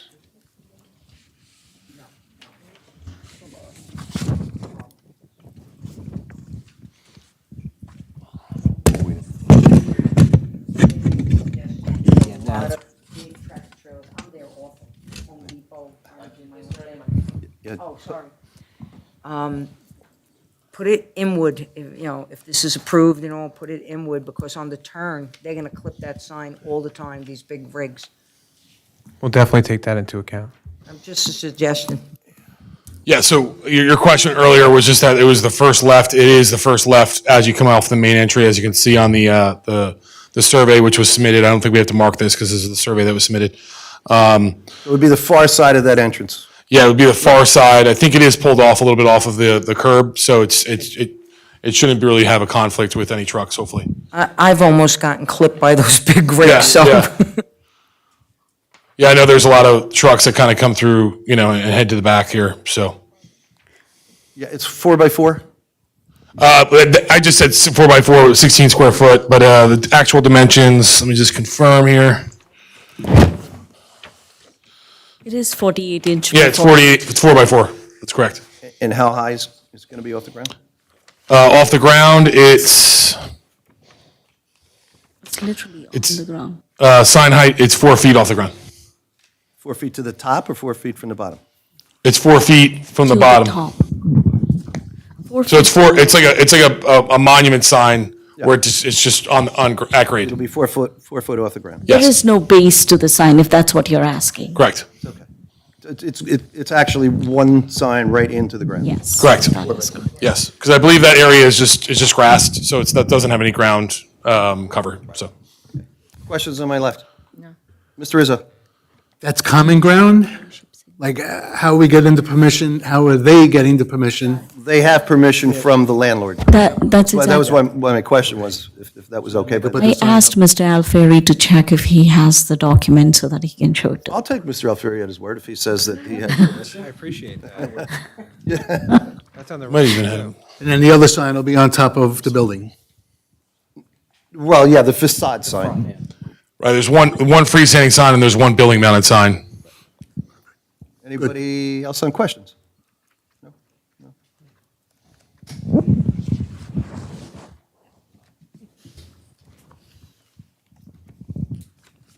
With nothing further from the board for our engineer, we have our planner who's going to provide some testimony. But before he jumps in, if the board is to act favorably tonight, we would appreciate that the board also permit our applicant to move forward with filing for permits because they have the space fitted out and they would like to proceed at their own risk pending any type of appeal period. You would have to go through compliance, unfortunately. So, and you heard, I've just lost an employee, so we're short-staffed. Do submit it right away for compliance review, and I'll try to expedite. Thank you. No problem. Right, we're here on the 21st again.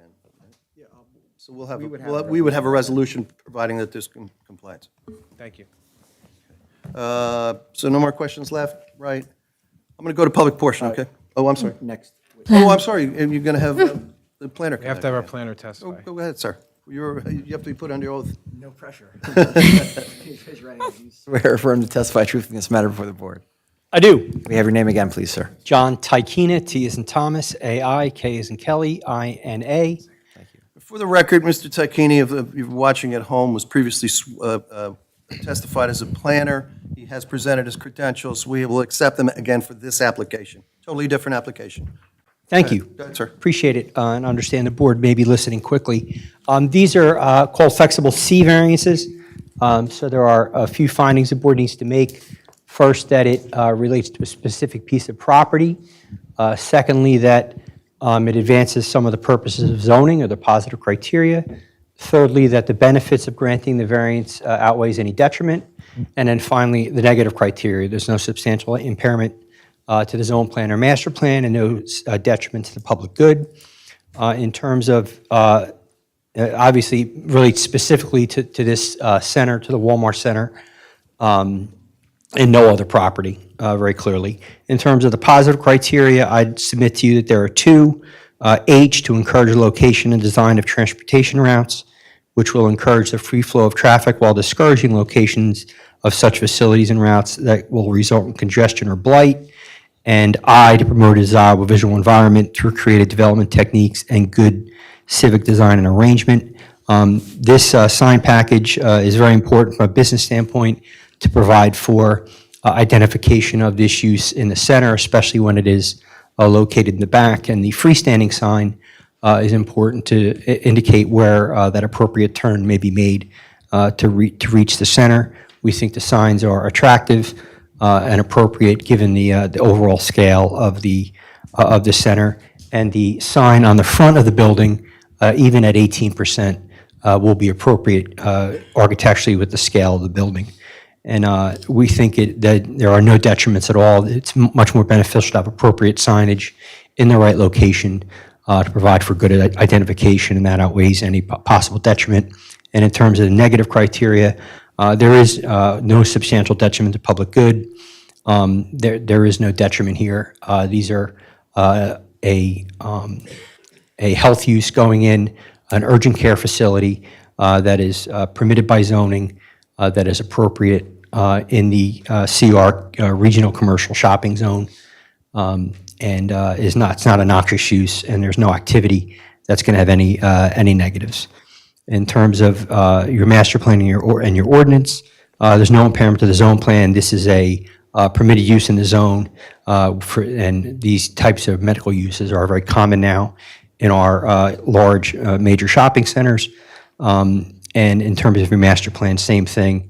It is a major shopping center providing a full array of retail and service use to serve all residents of the township as well as the regional population. So there's certainly no impairment there. I believe the board has the ability to make the requisite findings, and I'm available for your questions. So what? I have no questions. I would comment that, yeah, this is not going to be a pass-by. This is a destination stop that people are going to be looking for, and perhaps in an emergency. So any help that they could probably get when entering that center, and it is rather complex for those of us, I'm sure all the board members have been in there. Right to Home Depot, left to the tire center and to the store. Five Guys is up there. So I would be in total agreement that that sign could help someone who just happens to be in the area, looks up that stop, it's at this address, and if that guides them in a little quicker for a medical emergency, I'm certainly all for it. Comments to my left? No. To my right? Any further testimony? Nothing further, Public Chairman. portion? Open the public portion on this matter. It's 22-2023Z. Location is 118 US Highway 9. It's where the Walmart Shopping Center is on 9 southbound. Anyone who have a comment on this or wants to has a question, please raise your hand or stand and come forward. No one has. I'll close the public portion. Final comments, Mr. Alfieri? Nothing further here. Okay. Final comments from the board. There's 3 C variances, correct? Correct. They can be taken as a bulk, right? All one, yeah. Yep. One vote for the 3, there's going to be the freestanding sign, the facade sign, which is 18, what did I write down? 18% where 15 is allowed, 4x4 sign, and what was the third one? Area of the freestanding sign. The area of the freestanding sign. Everybody's clear? Someone in favor of approving this? Favor. Yeah, I'll second. Mr. Testaverde and Ms. Chevalier? Seconds, roll call, please. Mr. Connor? Yes. Mr. Stoner? Yes. Ms. Chevalier? Yes. Mr. Scogno? Yes. Ms. Andrews? Yes. Ms. Testaverde? Yes. Chairman Now, Sullivan? this is a public safety issue and health issue. Yes, my vote is yes. Thank you very much. Absolutely. Thank you. Thank you, Chairman, members of the board. We appreciate your time tonight. Once again, thank you. Have a good night. Mr. Flagg, are you ready? You can come on up. Stenographer, you're going to need a minute to switch over, right? Okay. We're going to take a brief break. If you're watching at home, it's only going to be a couple minutes. So at this point, we'll call a recess. We'll go off the record.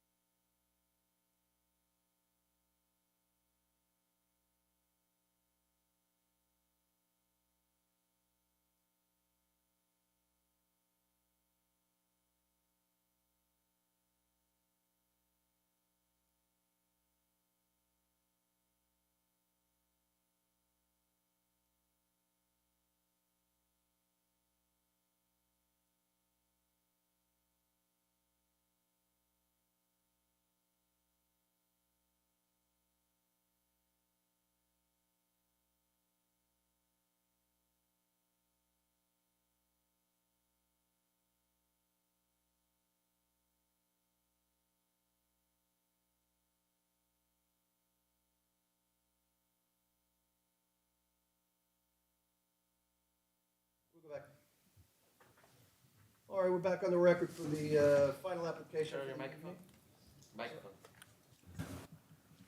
We're back on the record for the final application of the evening. This matter is 34-2023Z, Elizabeth Truck Center of Mattawan, Inc.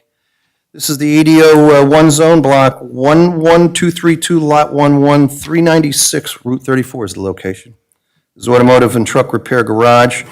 Requires major preliminary and final site plan with C&D variances. The applicant's being represented by Martin Flagler, Esquire. Sir? Chairman, sorry, can we take a roll call? Oh, yeah, we better take a roll call because we just came back from recess. I'm sorry. Chairman Sullivan? Yes, here. Mr. Connor? Here. Mr. Stoner? Here. Ms. Chevalier? Here. Mr. Scogno? Here. Ms. Andrews? Here. Ms. Testaverde? Here. Mr. Izzo? Here. Mr. Dasty? Here. Ms. Sawant? Here. Mr. Proska? Here. And myself, Ms. C. Thank you. Perfect, right to the last application, Ms. C. Mr. Flagler. Thank you, Mr. Chairman, members of the board. Martin Flagler from Harder and Flagler, as you indicated, represent Elizabeth Truck Center of Mattawan, Inc. Here tonight with the owner, as well as we have our engineer, very little engineering testimony because it is a pre-existing site. We have our traffic engineer as well, and our planner. Given the lateness of the hour, I'd like to just go right into to the witnesses, if that's okay. I don't know if you check notices or not, or conflicts, but, okay.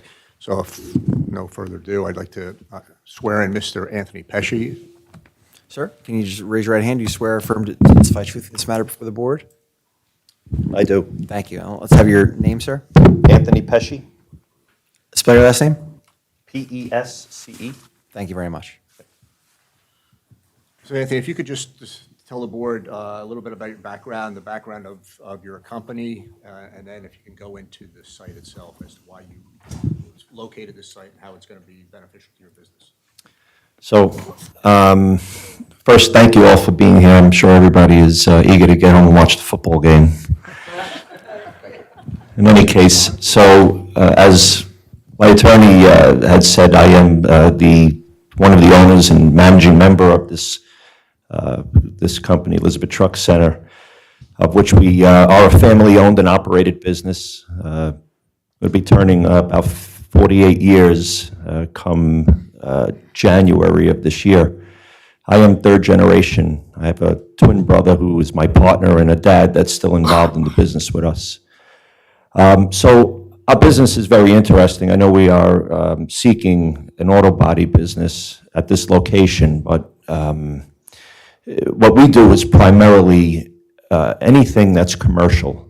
So for those of you that get any kind of packages delivered to your homes, like whether it be from Amazon or whether it be from Walmart, Target. Just push that away a little bit. Yeah. We're the repairers for the couriers that bring those packages to your homes. So although we seek to run an auto body business there, it's specifically for the purposes of being able to settle claims with a lot of insurance carriers. What we are primarily, if I had to explain it in terms of, in layman's terms, we're carpenters. We repair truck bodies. So if I can explain it best, when a truck hits a low bridge and takes out the actual portion of the truck that carries the packages, that's basically what we repair. So traditionally, when you think auto body, you tend to think, cars or trucks that are contorted where there's all kinds of antifreeze and oil and mechanical items. What we do is a little bit different than that. Although it's still classified as the same thing, we're primarily the repairers of the aluminum, the structure on the back that you would actually put packages in, whether it be a dry van, which is traditional for carrying dry packages, or a refrigerated van, which is traditionally carrying some kind of food grade, something that would need to be refrigerated. This location was very important to us. We have a location, Elizabeth Truck Center, derived from Elizabeth, New Jersey, which is where one of our main facilities are. It's one of 4. Elizabeth Truck Center, back in March of 2019, we had a fire. We lost a building, which is what housed our corporate offices. So when that happened, both myself, my dad, and as well as my brother lost our personal offices. Now, we're all Monmouth County residents living in surrounding towns. Mattawan was a very good location for us to house not only our personal offices, but to bring this element of our business, to that location. As far as the actual location, if any of you are familiar with it, we are very, when it comes to keeping a location clean, the presence, the overall, atmosphere of our locations are second to anybody that's in the auto body business. We're very particular when it comes to the facade, which is what prompted this hearing. We put in, obviously, to make improvements to the building, only realizing that when we purchased the building, we were under the intention that it was zone bus repair, which was a previous CO that was issued. But when going to make some improvements, we realized we had to come in front of the board for a variance for auto body repair. So we're very familiar with the Route 34, especially in this area, as we travel it day in and day out, to go to our other locations.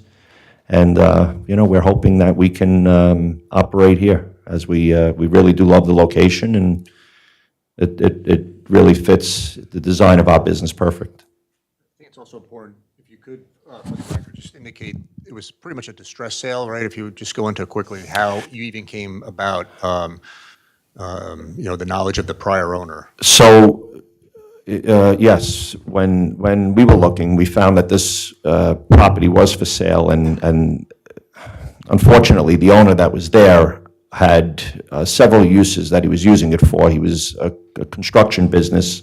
He had an attorney that was occupying the offices on the second floor, as well as this bus depot. I want to say, and Marty could probably verify, he was within days of being foreclosed on.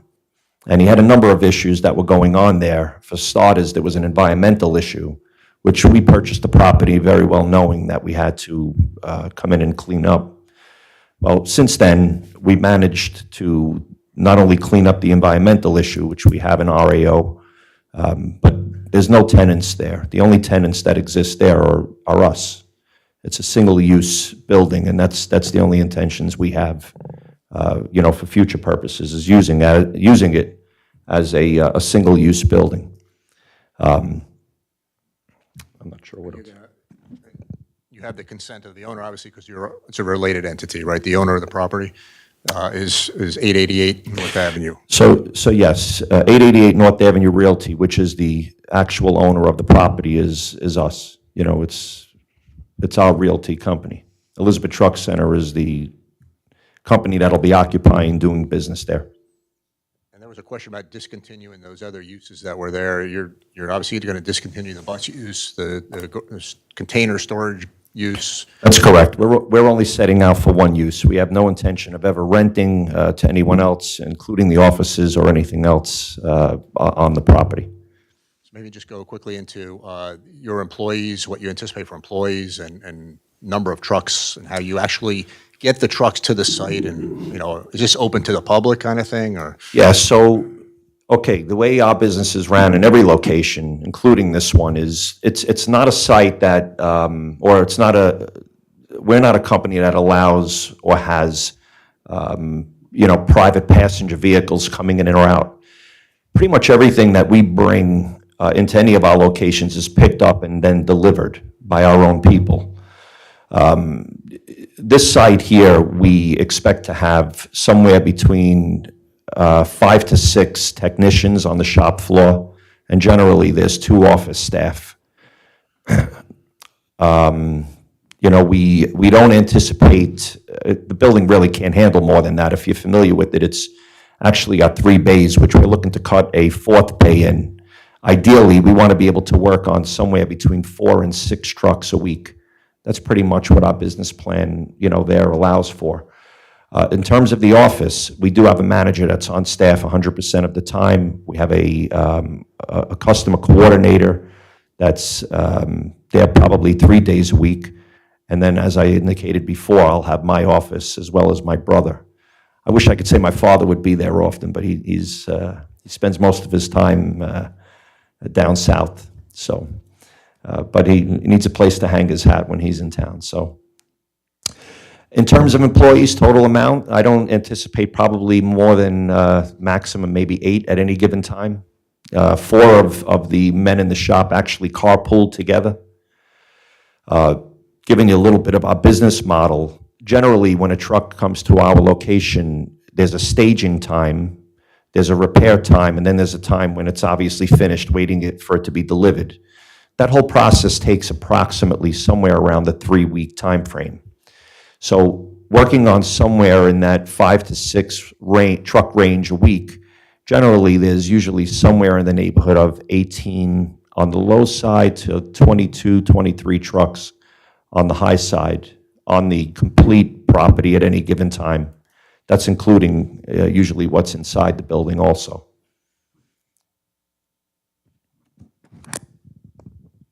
I think that was, I just wanted to touch get you to testify to some of the things that Ms. Sawant had noted in her review letter, and I think we probably touched on most of them. Some of these signage, I know that's going to be an engineering thing, but touch on the signage quick and what your intent is for the sign. So I don't need a sign that necessarily grabs you off the street. The signage that I need is basically just to let people know where we are. Once again, I'm different than a lot of the retail businesses on Route 34 that look to have somebody drive by and maybe capture their eye to pull them in. We're kind of looking for the opposite.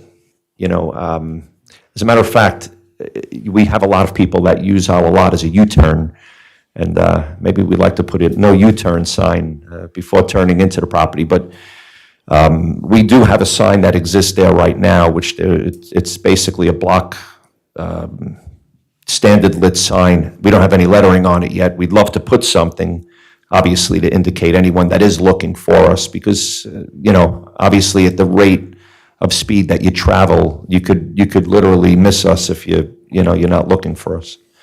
But in terms of signage, there's nothing that I would say would have to be out of the ordinary. I don't believe our sign complies with what today's ordinance or DOT regulations are, but I guess that's open for discussion. Yeah, and we'll have our professionals testify. It's pre-existing, but you also, they asked about, there's 3 parking stalls that are separated. Are they going to be employee stalls, or can you mention that? So yeah, what's proposed is 3 parking stalls behind the fence, and we would utilize them for our employee parking.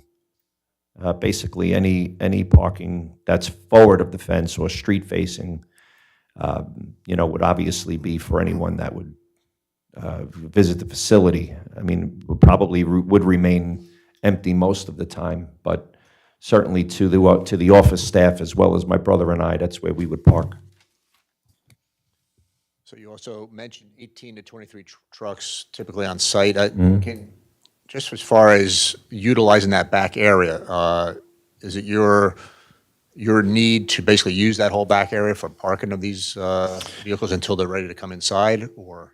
Well, yes. So the back area is strictly for storage of vehicles that would be coming in to get worked on at some point. You do have a certain amount of parts, that are for those vehicles, which are bought. That's something, too, I'd like to address. We don't traditionally have parts outfits that pull into our place daily. A lot of the items that we use are bought in bulk. So it eliminates a lot of that traffic coming in and out.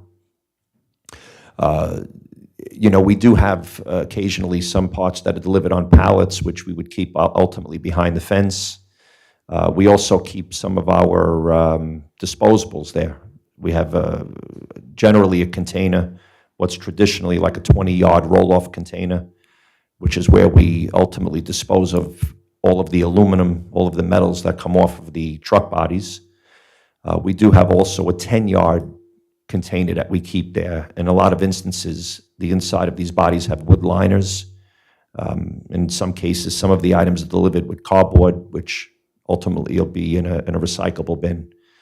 So we don't really generate a lot of disposable, like, there's really like no food or very, very little, very few items that aren't recycled or picked up from a private carding company. Is there a certain percentage of that you would say is recyclable material? Probably 90% of our waste is recyclable. Where would the refuse area be for those containers? Anything that's either being disposed of or any private carding, we'd like to see the containers be behind the fence. And those are weekly pickups, So the metal containers are picked up, obviously, when they get full. They could be there, obviously 2 weeks or better. They're there until they're full. Generally, every 2 to 3 weeks, they're picked up. As far as the 10-yard container, they're picked up weekly. And last, I think there was a question about adequacy of lighting from a non-engineering perspective. Can you make any comments about the lighting that's there? When we purchased the building, the parking lot lights were already there, as well as some perimeter lighting on the building, which were on timers. Everything was upgraded to today's standards for LED lighting. Everything is on timers. There's really no reason to have lights on, through the complete night. Although we do keep some on just for security reasons. But all the lighting on the exterior of the building is all LED lighting. So unless the board has questions, I thought that background would be helpful before we got to the professionals. But obviously, we may need Anthony again if there's other questions, or if the board has questions now. I think it was very helpful. Let me go to the professionals first, okay?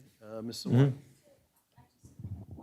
I just have one question. I heard that there will be deliveries, right? Specific deliveries. So it's not like somebody's looking for your site. These are specific drivers that come to your to your site frequently, correct? I'm asking you in terms of the signage. Yes, you are correct. It is a lot of repetitive companies coming. Because I know that the existing sign is within the right-of-way and is within DOT's jurisdiction, because Route 34 is a state highway.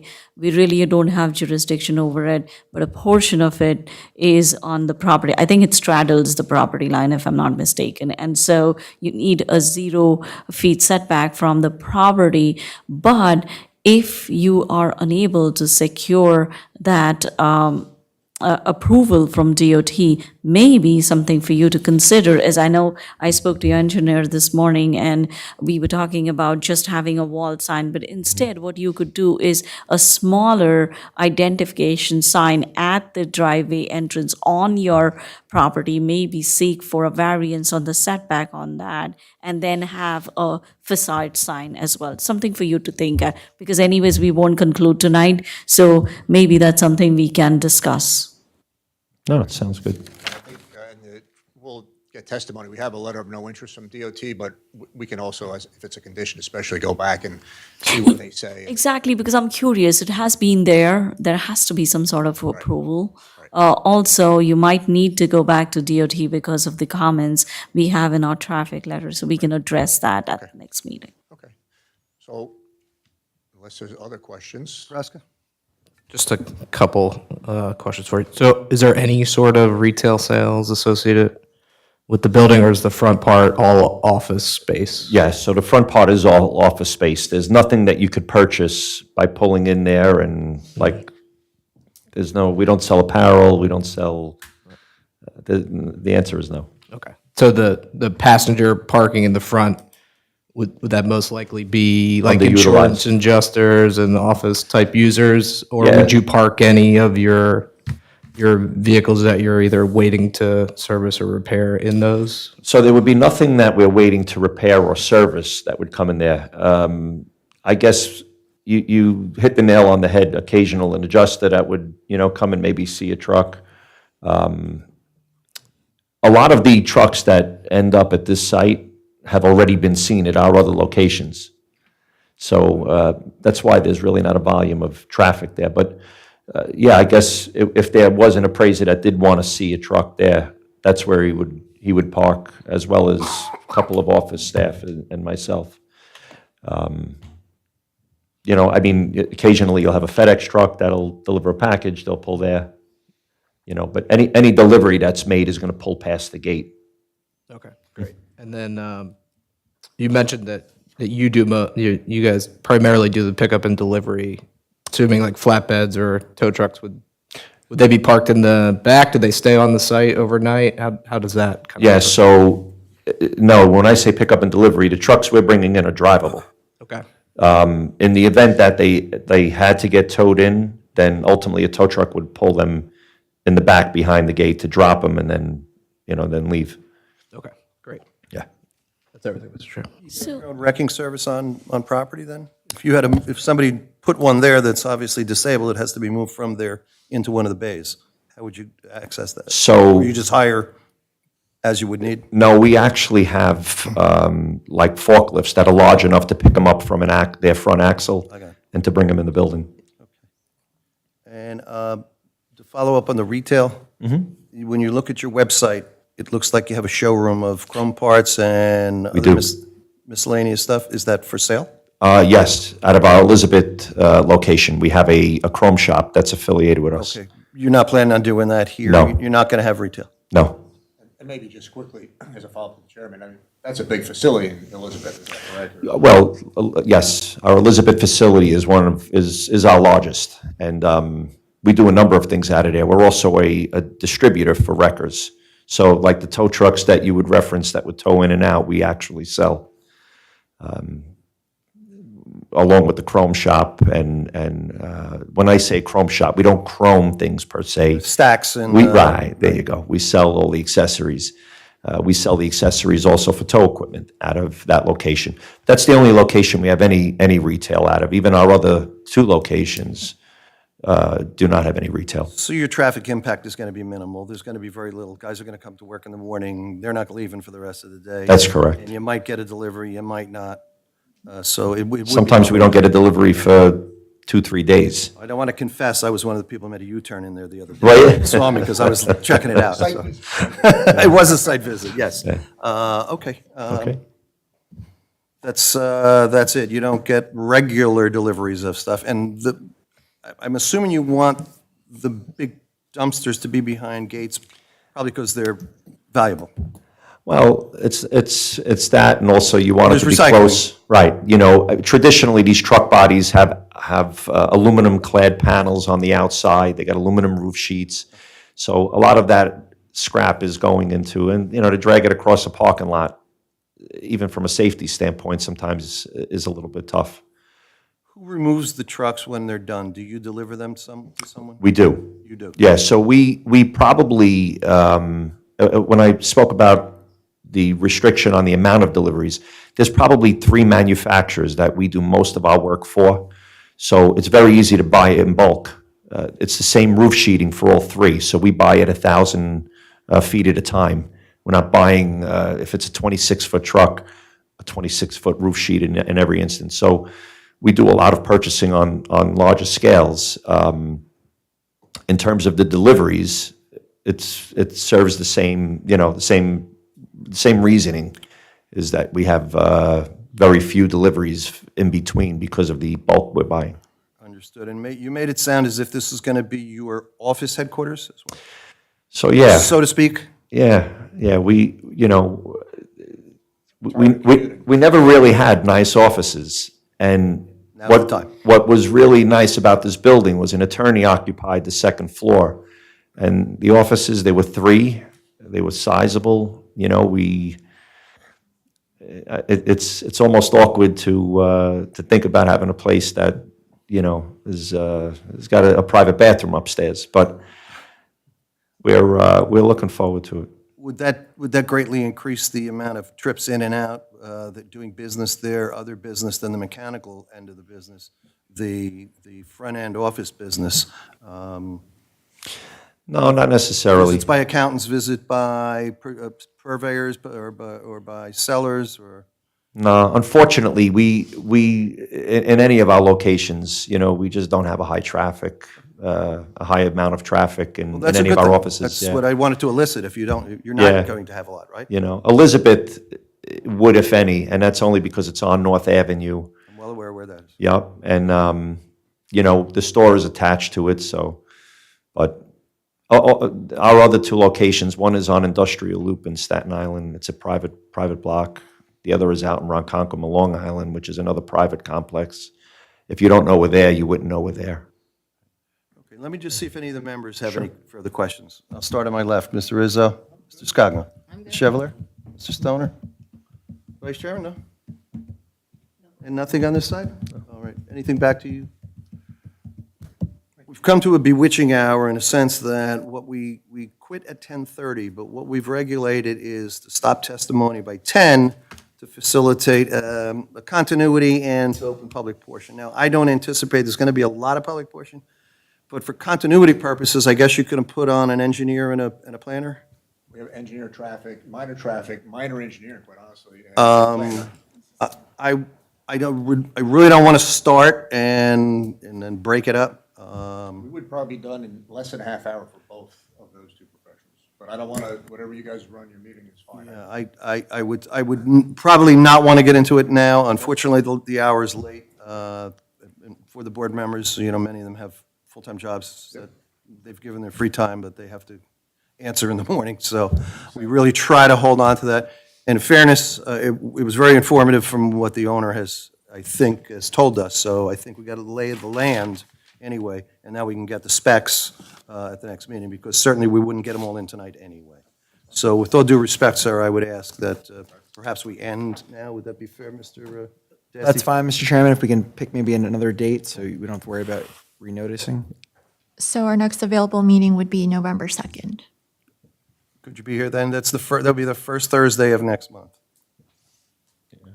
It's up to the professionals, obviously. November. Yeah. I just wanted to check my professional. Sure, absolutely. The name of the attorney that covered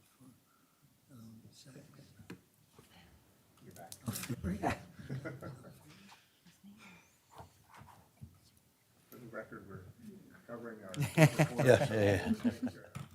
We're not doing that?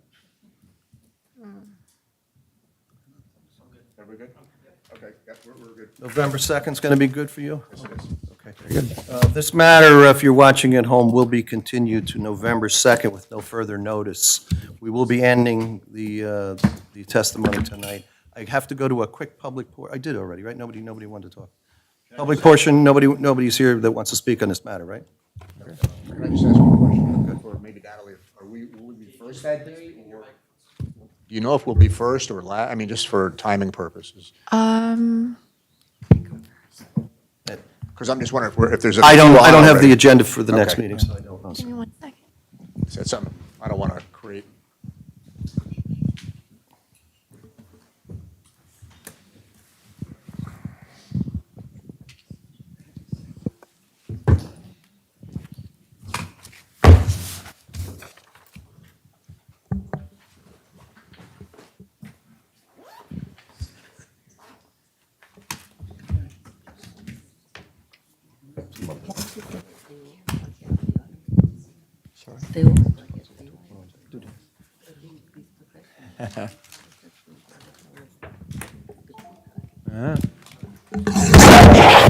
Sorry about that.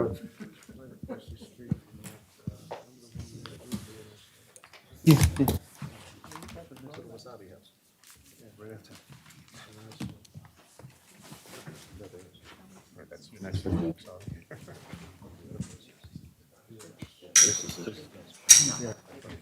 You can smell.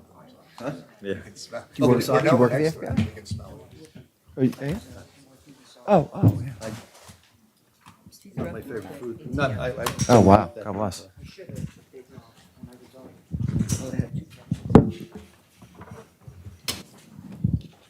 For those watching at home, we're just going to have a conference on setting the date.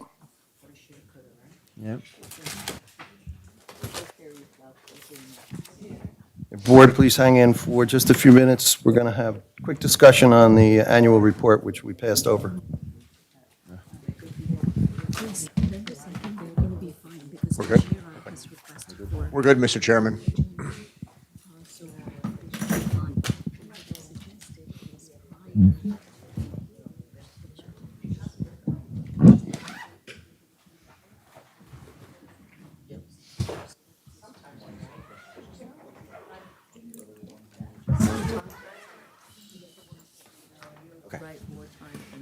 It sounds like you were going to be one of the earlier ones, if not the first one, on November 2nd.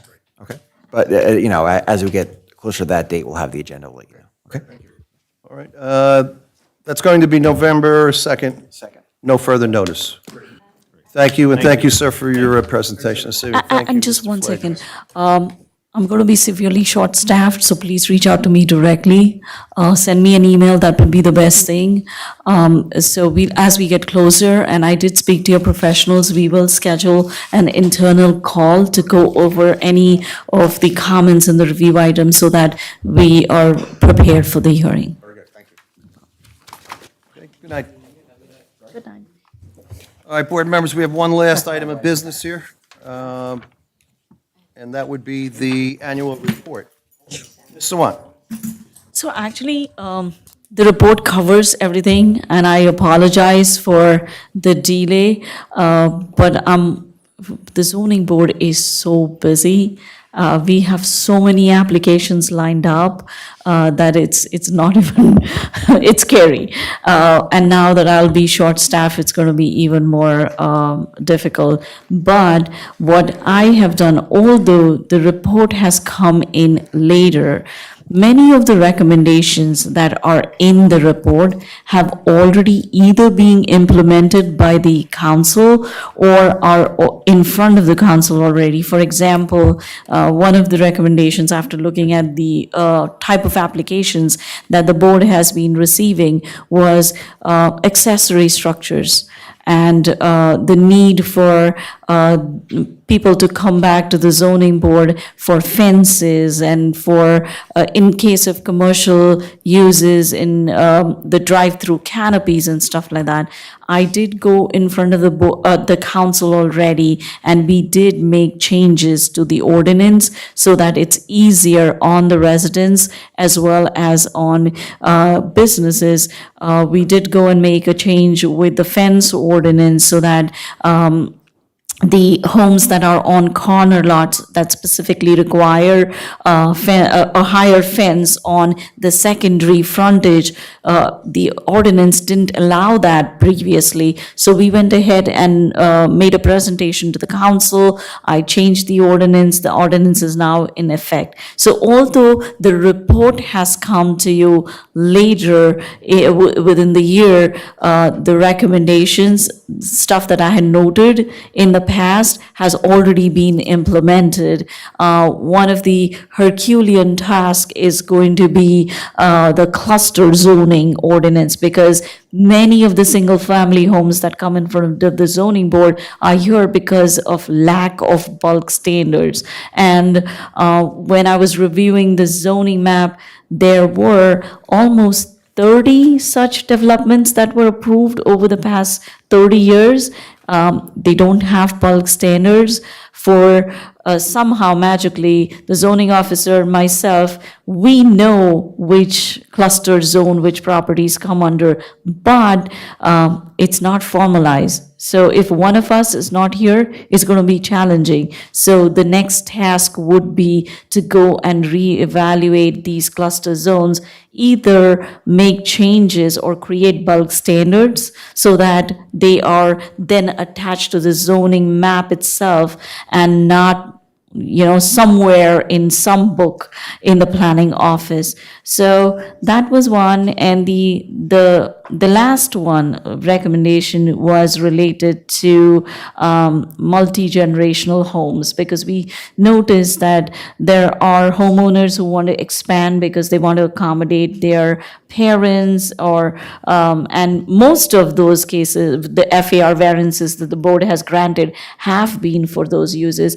So there is a recommendation that maybe we should look at either increasing the FAR requirement in certain zones or where it is physically possible, or even consider many of the towns now have started looking for ADUs, which is accessory dwelling units for parents. But then the ordinance needs to be really tight so that those don't become rental units. They are strictly meant for parents. So there is things that we need to research and continue working, and the planning office will keep looking for this. But that's the gist of this report. It saved us 2 applications at the last meeting because of the fence. Ordinance, yes. On a corner lot with 2 front yards. That is correct. So that was a good change. Thank you. Thank you. Thank you for all the hard work. Thank you. And anything else? Yes, and I have one last announcement. Starting October 1st, we are going to be in person even for the C nights. We have gotten directions from our township attorney that we are officially out of the pandemic, and we need to start coming back even for the C nights.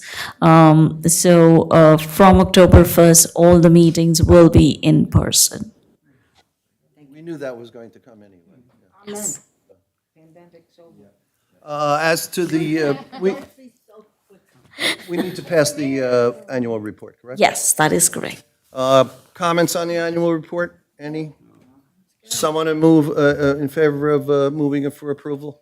I'll move it. Is there a second? Second. Second is Mr. Stoner. Roll call, please. Mr. Connor? Yes. Mr. Stoner? Yes. Ms. Chevalier? Yes. Mr. Scogno? Yes. Ms. Andrews? Ms. Testaverde? Yes. Chairman Sullivan? Yes. And finally, any last comments from the board before we close the meeting? Thank you all for your cooperation tonight. It was a little complex and a little long, but we worked through it, and we saved ourselves 17 minutes, so we'll see. I don't know if that's going to mean much, but someone want to move for an adjournment, please? Aye. All in favor signify by saying aye. Aye. Any opposed? Ayes have it. Good night, everyone. All right.